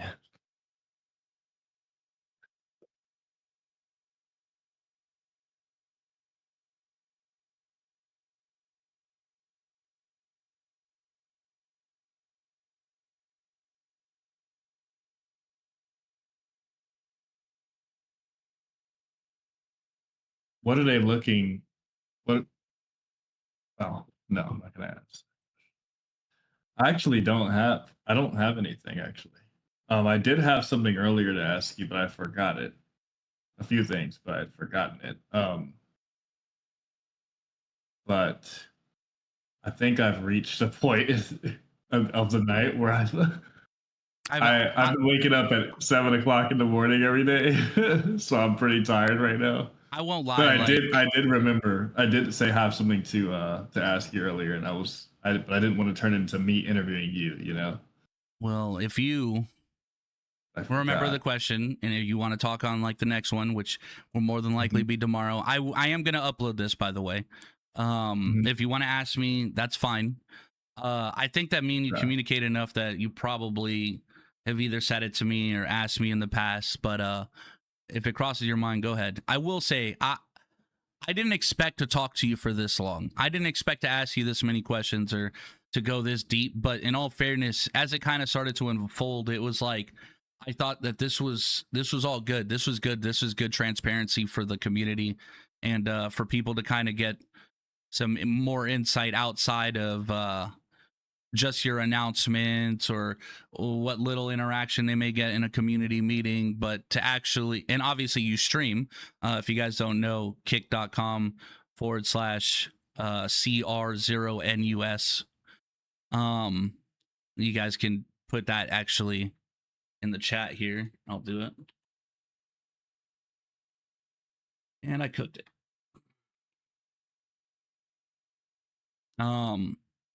He talks to his community quite frequently. So I thought maybe outside of that, I'd like to let people kind of see how I am with you. A lot of people have this perception that I'm like some sort of dick rider or that I just agree with everything that you do. And you've often, and what's funny is behind you guys say that, but then Cronus says to me, why don't you support what I do? Why don't you give me my roses? Why don't you? You know, he's always like, you're always so hard on me. Yeah. I'm not here to sugarcoat anything. I'm not Willy Wonka. I love Cronus, and because he's my homie, I'm gonna be honest with him. I'm never gonna sugarcoat anything to really anybody, but especially not my friends. And I expect him to do the same. So when he comes at me, I'm okay with it. That's fine because I've come at him enough, and I don't think people realize that I don't really look at Cronus as some server owner. Me and him have grown a friendship over time, and I'd like for you guys to understand that like I talk to him like I would talk to anybody who's my friend. So I am hard and hypercritical. If you guys think I'm hard on you guys because I cook you guys on stream, just know that I'm hard on Cronus. Cronus is hard on me. We have a demand for representation from one another, and at the end of the day, Power is his brand. Power is what he created. I love Power. For those people that have always tried to throw it in my face, you went here, you went there, you did this, you did that, it don't matter because I didn't go there in spite. I didn't go there because I was banned. Even with the yellow situation, I went there. I went to H-Town to try something different just to see what another server was like off a recommendation from a friend. I went to Prodigy because of what happened with Yellow, but the whole time I was in talks with Cronus. And Cronus had told me like things were, you know, he's going to take care of it, blah, blah, blah, blah, blah. He just can't do it right now because he's not there, whatever. So when the time came, obviously, the whole initiative was to come back. And I'm going to represent Power to the best of my ability. And that's the good, the bad, and the ugly. You guys portray a lot of ugly. You get a lot of antagonizing. You guys give me something good. None of you remember. And that's fine. And I'm hoping that through this dialogue and these conversations that we can all kind of come together and come up with some ideas, maybe just kind of solutions, have some arguments. I'm sure once I talk to some gang members, there'll be some arguing. That's fine. I think of everything as constructive at the end of the day.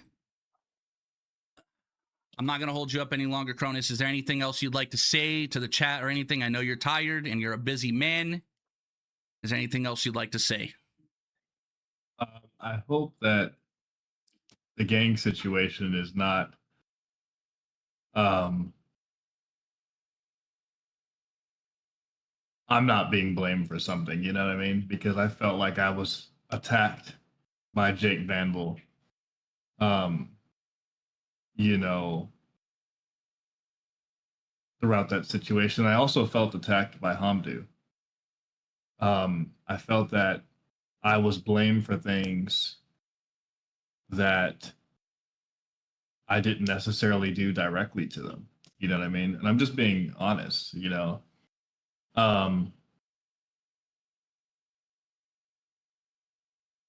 These are people who have supported the community, but they're also people who ruin entitlement. And I catered to them. And by me catering to those people, I made a mistake. you know, and I feel like now they feel like they're owed something. You know what I'm saying? So I don't know, like, and the people, it's just because weird because I just put together the people you mentioned. You know what I'm saying? And those Yeah. are people who I've catered to in the past, and um, who will feel entitled to something. You know, and if it doesn't go their way, then they quit, I could say and it. I'm blamed for it. I could say So. 1,000 things on that, but I'm gonna leave that there because I want you guys to understand that what he just said, that is you heard it. You heard it from the goat's mouth. You can't say that it was influence or anything. This is a genuine thing, and I get it. Yeah, it's tough, and that's life, though. You know, people who spend a lot of time doing something or somewhere, they get this sense of entitlement. I've even had it. I'm aware, and I do have a sense of entitlement. I'll reach out to Cronus on some shit, and he'll be like, "I don't want to deal with no power shit," or he'll reach out to me, and I'll be like, "I don't want to deal with no power shit," and that's. For me personally, I don't really look at it as a sense of entitlement, but I do know it is. It's the entitlement that I can reach out to him. It's the entitlement that he can reach out to me. And that's through the relationship we've grown. And I think that a lot of people who've been in the city supporting it, they get that sense of entitlement and then they kind of run away with it.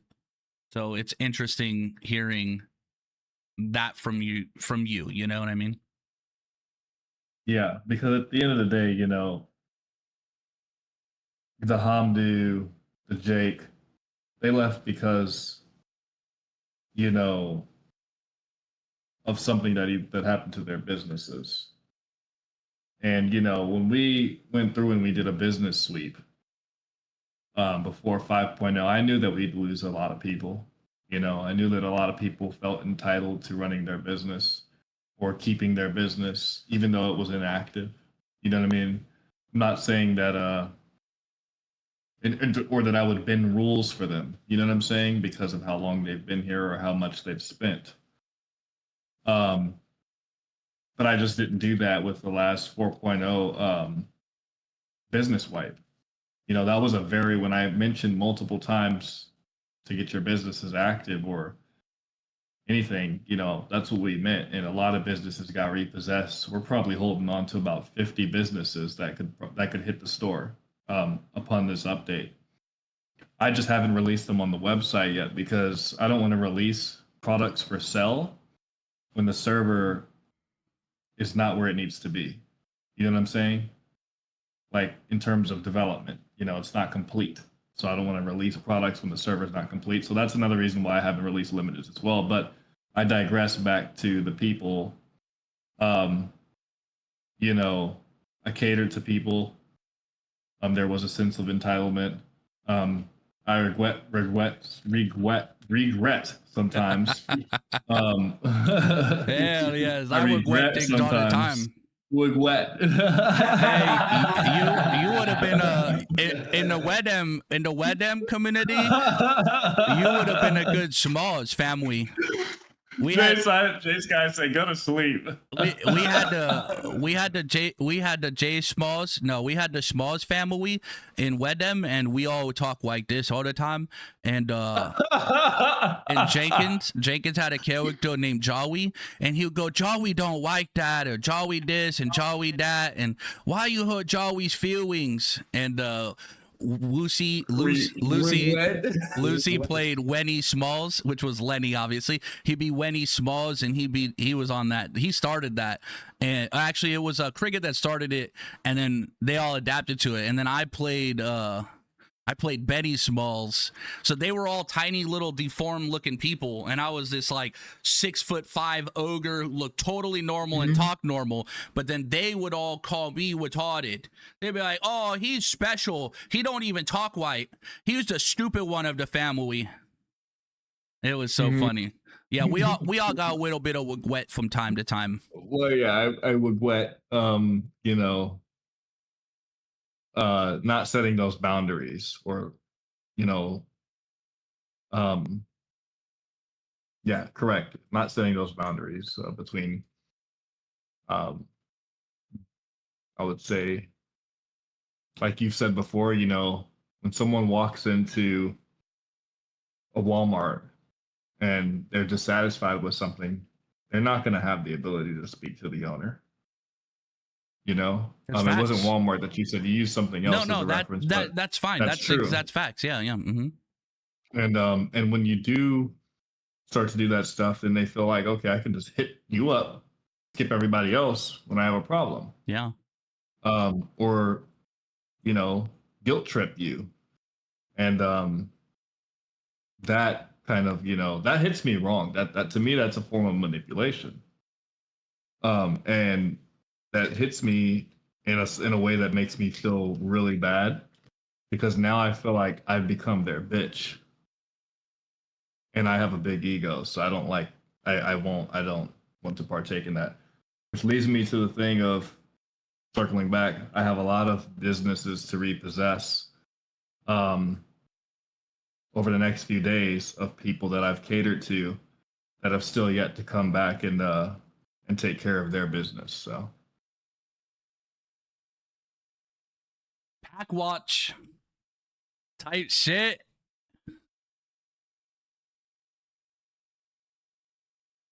There you go.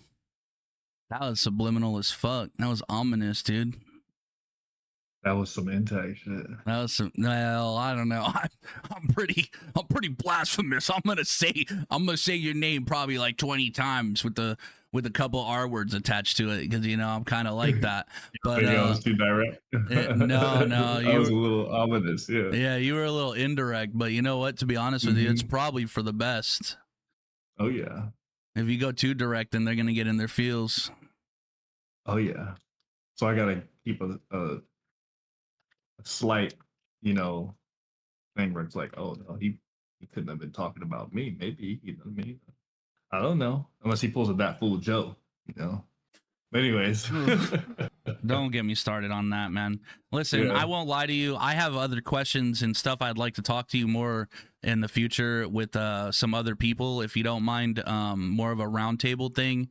I don't know if I don't know about the next one, but I would like to do it again with you, maybe like in a couple days, if you're available. If you want, I could reach out to you and see what's going on.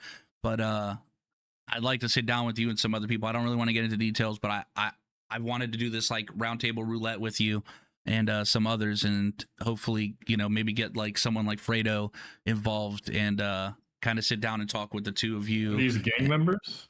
No. I'm talking Or to just- you. I'm okay. saying I would like to talk to you again. Yeah. There's still stuff that I wanted to talk about, but I didn't really want to bring it up here. I kind of wanted to let people kind of get to know you better and kind of go into some insight shit. But then I'll be honest with you, this was softball. Here's some softball. Here you go. Here's some easy layups. But I do have some more challenging, maybe more difficult questions. I'd like to kind of talk, like I said, and do it in more of a roundtable setting. I want to bring in some people and sit down with you guys, and we just all kind of like just talk. Not gang members, just people. I'm not going to say who, but like I did say Fredo. I'd like to bring in Fredo. I think Fredo is a paramount pinnacle to power. And especially in terms of how he upholds things and how he portrays himself and how he carries himself both in the server and out of it. So I would love to sit down and get him involved in one of these as well with you.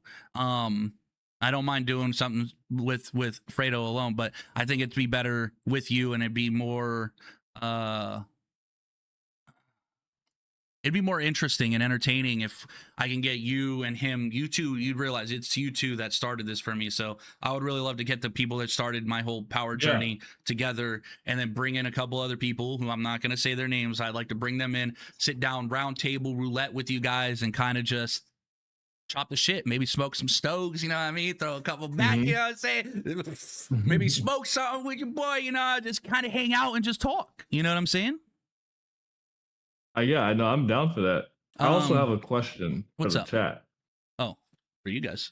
I just I don't know. I don't see any discussion. I don't know how excited they are for the gang system. I wish they would just tell me, because now that would motivate me even more to finish it quicker, maybe before Friday. I just don't think that they're excited enough. Well, I think that you'll get a lot of that tomorrow. What's tomorrow? Well, tomorrow I've said then the next one I do, the next podcast, I want to sit down and talk to. I want it to be more gang oriented, and I know that the only way for me to truly get gangs involved is to take clips of you guys doing stupid shit and talk a bunch of shit, and then you guys come in my chat, and then I'll pull you in a VC and we'll talk, and hopefully I can undistract you from the clips of you guys doing something stupid, and then we can start talking about gang shit and power. Mm-hmm. So Yeah, the next one. I want to know. Yeah, that's what I've heard, Yashi, the reclaim. That will be coming out with the beta update, correct? So you will get your reclaim back. I heard a lot of people weren't flying in because they couldn't shoot their guns or get their access to their shit. So that's also another thing. But yeah, I don't know how excited people are about it, about the gang system or the gang system coming. I know people have been saying they're waiting for it to come out, but they say that, but it's like, when it comes out, are you really going to be here, or are we just saying that?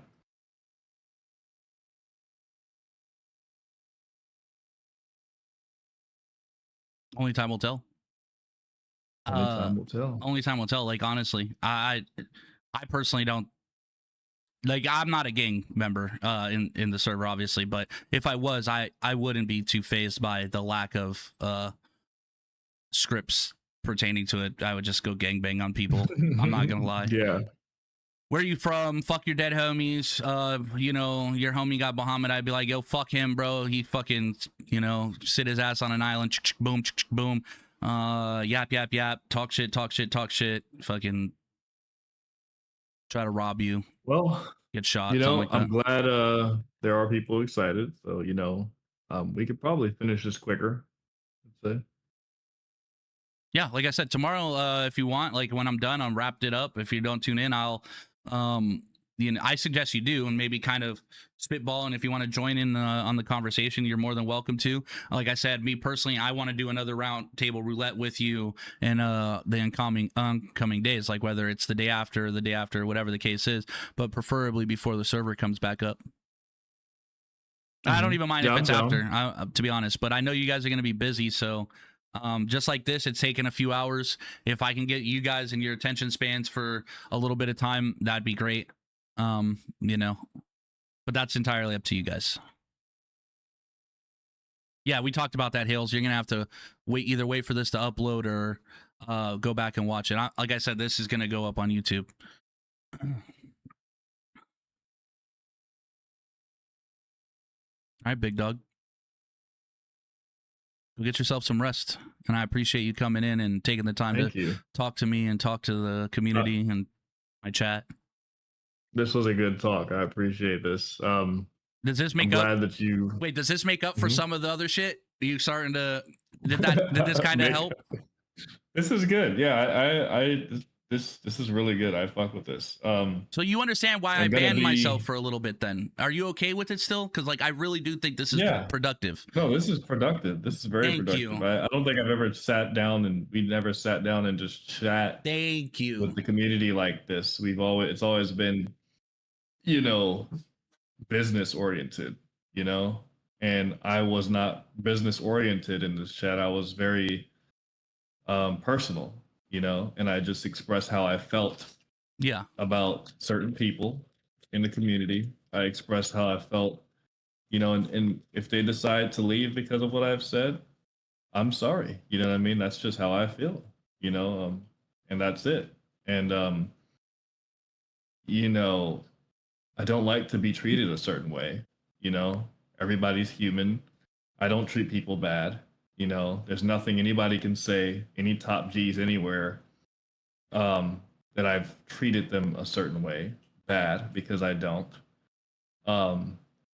So this was a great personal conversation, I was able to express my things.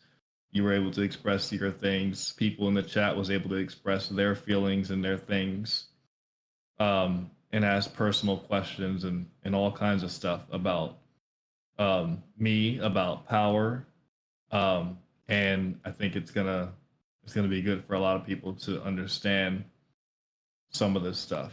You know, I just hope that it cleared some things up and helped some people maybe that were on the fence about coming to power or didn't understand the work that went behind it. And hopefully this kind of helped open their mind, open their eyes to what's going on, you know. And I'm going to be honest, I was a little bit disappointed that there wasn't more questions, but for what it's worth, the questions that you guys gave, they were good. And I hope that I was able to cover maybe some of the curiosities that some of you guys may have had, because this is something that I won't lie. I won't lie to you guys. I'm going to be straight up.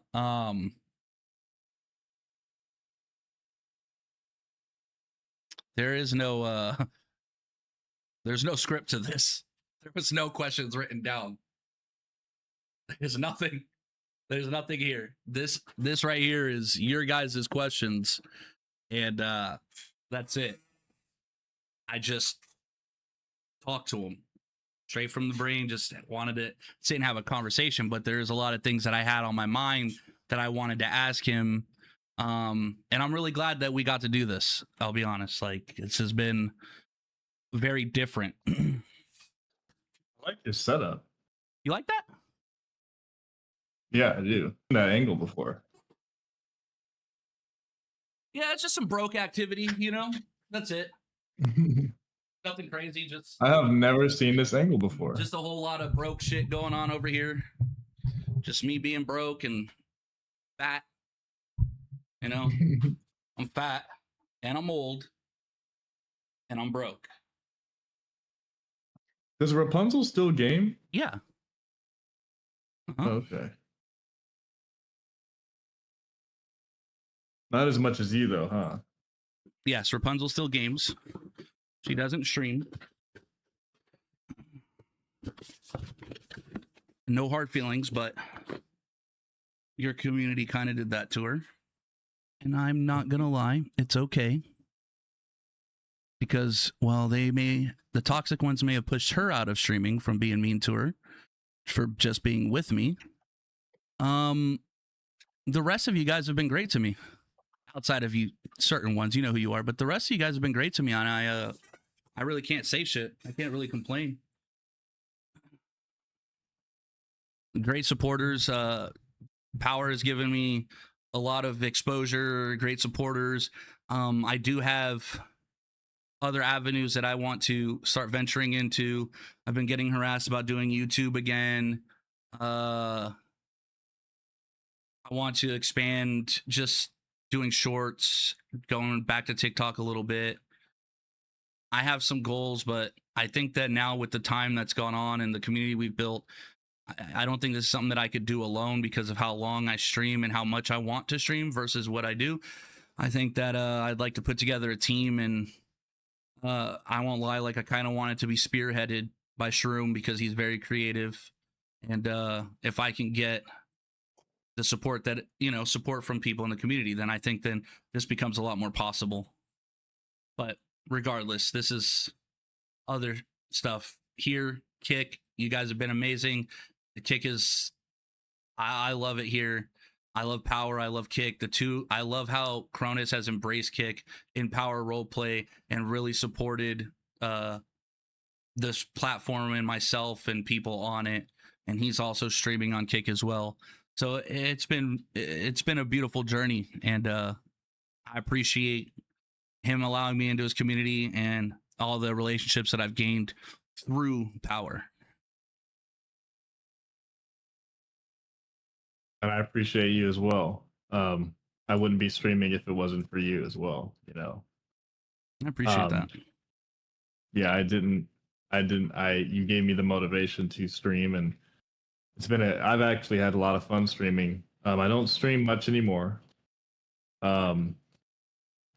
I don't know if I'll ever stream a lot again. I kind of just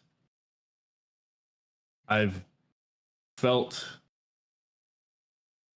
a certain kind of way recently, and I just don't feel like streaming. I feel like people are not interested in watching my content if it doesn't have anything to do with Power. Power or certain shit. So I just don't even want to stream anymore, to be honest. There's no point in feeling down about that. It's the same thing for me. And that's why that was kind of another point to this. That's what I was trying to make a point of, is that for those that want to see me banned, okay, fine. Let's say I'm banned. What's to stop me from still just talking about power? Why you think you could silence me? I can't be silenced. That's ridiculous. And there's enough people that stream and enough of my friends alone that could provide me with content and clips that I could talk about power for as long as power's around. So the reality is that I'm going to do this. I'm going to show you how I can roundtable. I'm going to show you how we could talk. I'm going to show you how much I could yap. I could show you that I don't always have to say some toxic ass shit. I can have a discussion. I can have a conversation. I can do all these different things. And whether I was banned or not, I'm going to let you guys have it. You could say I'm power made. Sure, go ahead. I'd rather be power made than not anything at all. And as I look around at a lot of these haters that are half my age and can't do half of what I do, or have half my personality, I ain't worried. I'm chilling. I'd rather do this with power, like I told him. I told this to Cronus straight up the other day. I want to grow with power. I want to see where it goes. I want to do this journey together. I could go somewhere else, because he said to me, he's like, you go to Prodigy. I could. It's just a click away. It's not like I can't just go anywhere. I can click any motherfucking server when I open 5M. But my shit says power. My banner usually has an exclamation mark power right there. I got a power logo right there. That shit's in my title. Him telling you guys to put power RP in your shit. Where do you think that came from? Hello? Hello? Knock, knock. Right here. So I'm going to ride out. That's how I'm going to do. I'm going to ride out this power shit. I need to go to the bathroom, Cronus. I'm going to wrap this up. Okay. I Yep. love and appreciate you. I appreciate you too. I'm going to head to bed now. So, Good night, sir. I appreciate you guys for, hold on. Hello? I hear you. Hold on one second. For the record, Chad, I'm not ending. I'm not going to bed. We're going to go into another segment after this. I just wanted to, and I didn't want to let you guys know. I didn't want to let you guys know that Cronus was coming on. Go ahead. All right, so I'm here. Yeah, I appreciate you guys all chat. I'm glad you guys heard me out. Yashi, those were test streams. I was trying to actually get the powerroleplay.net integration running. So now it's going. So as you can see, NTAG is on the front page. Hey guys, I'm NTAG. So as other streamers, we encourage you guys, if you guys are making power content, to apply for the streamer network. If you're a gang member, maybe we'll give you guys some special goodies for streaming, because I know a lot of you guys don't stream because you're scared. We'll probably give you guys some monthly benefits if you do stream as a gang member. I like to see Renetti stream.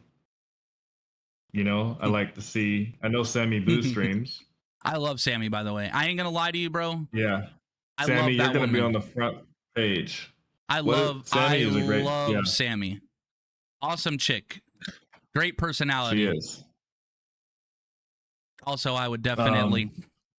Never mind. Yeah. You're funny. My bad. My bad. Let's see. Sammy Boo. Let me add her to the streamer network here. Cronus. Yes. I gotta use the restroom, man. I'm telling you, I've been holding it for 2 hours. I gotta go. I'm old. You know, my bladder's only so strong nowadays. Old and fat. It's a lot more to hold in. All right, we're good to go here. I'm gonna head out.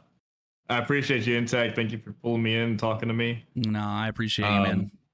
You Yashi, great work, by the way, with the server and everything you've done so far. It's absolutely stunning. thank you. It's only gonna get better. You know what I mean? Yashi, start streaming, or I'm banning you again. All right, I'll see you guys later. Oh, you need to add Coop to this. You need to add Coop. You need to add Coop. Coop to what? Oh, he streams? He religiously streams Power. He deserves way more recognition than what he gets. What is his stream? Respect Koopa. Respect AOOPA. I searched it. Nothing's popping up. Hold on. I'll put it in the chat right now. Give me 2 seconds. Let me. That link doesn't work, by the way. So give me a second. Mm-hmm. I don't know why it does this. For you guys that put underscores in your shit, you guys need to change that to dashes. The links don't recognize underscores, only dashes. So that would be his channel right there. Respect Koopa.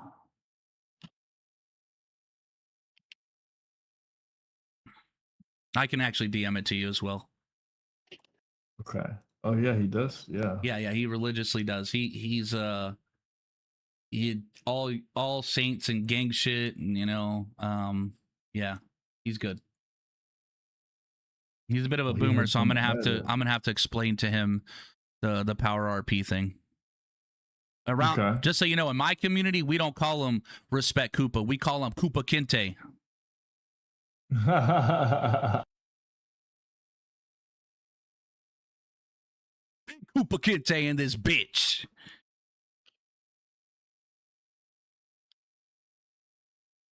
Respect Koopa.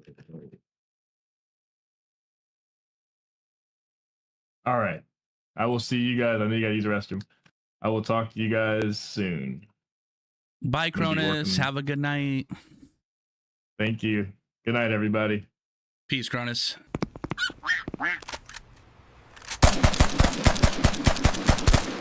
Quack.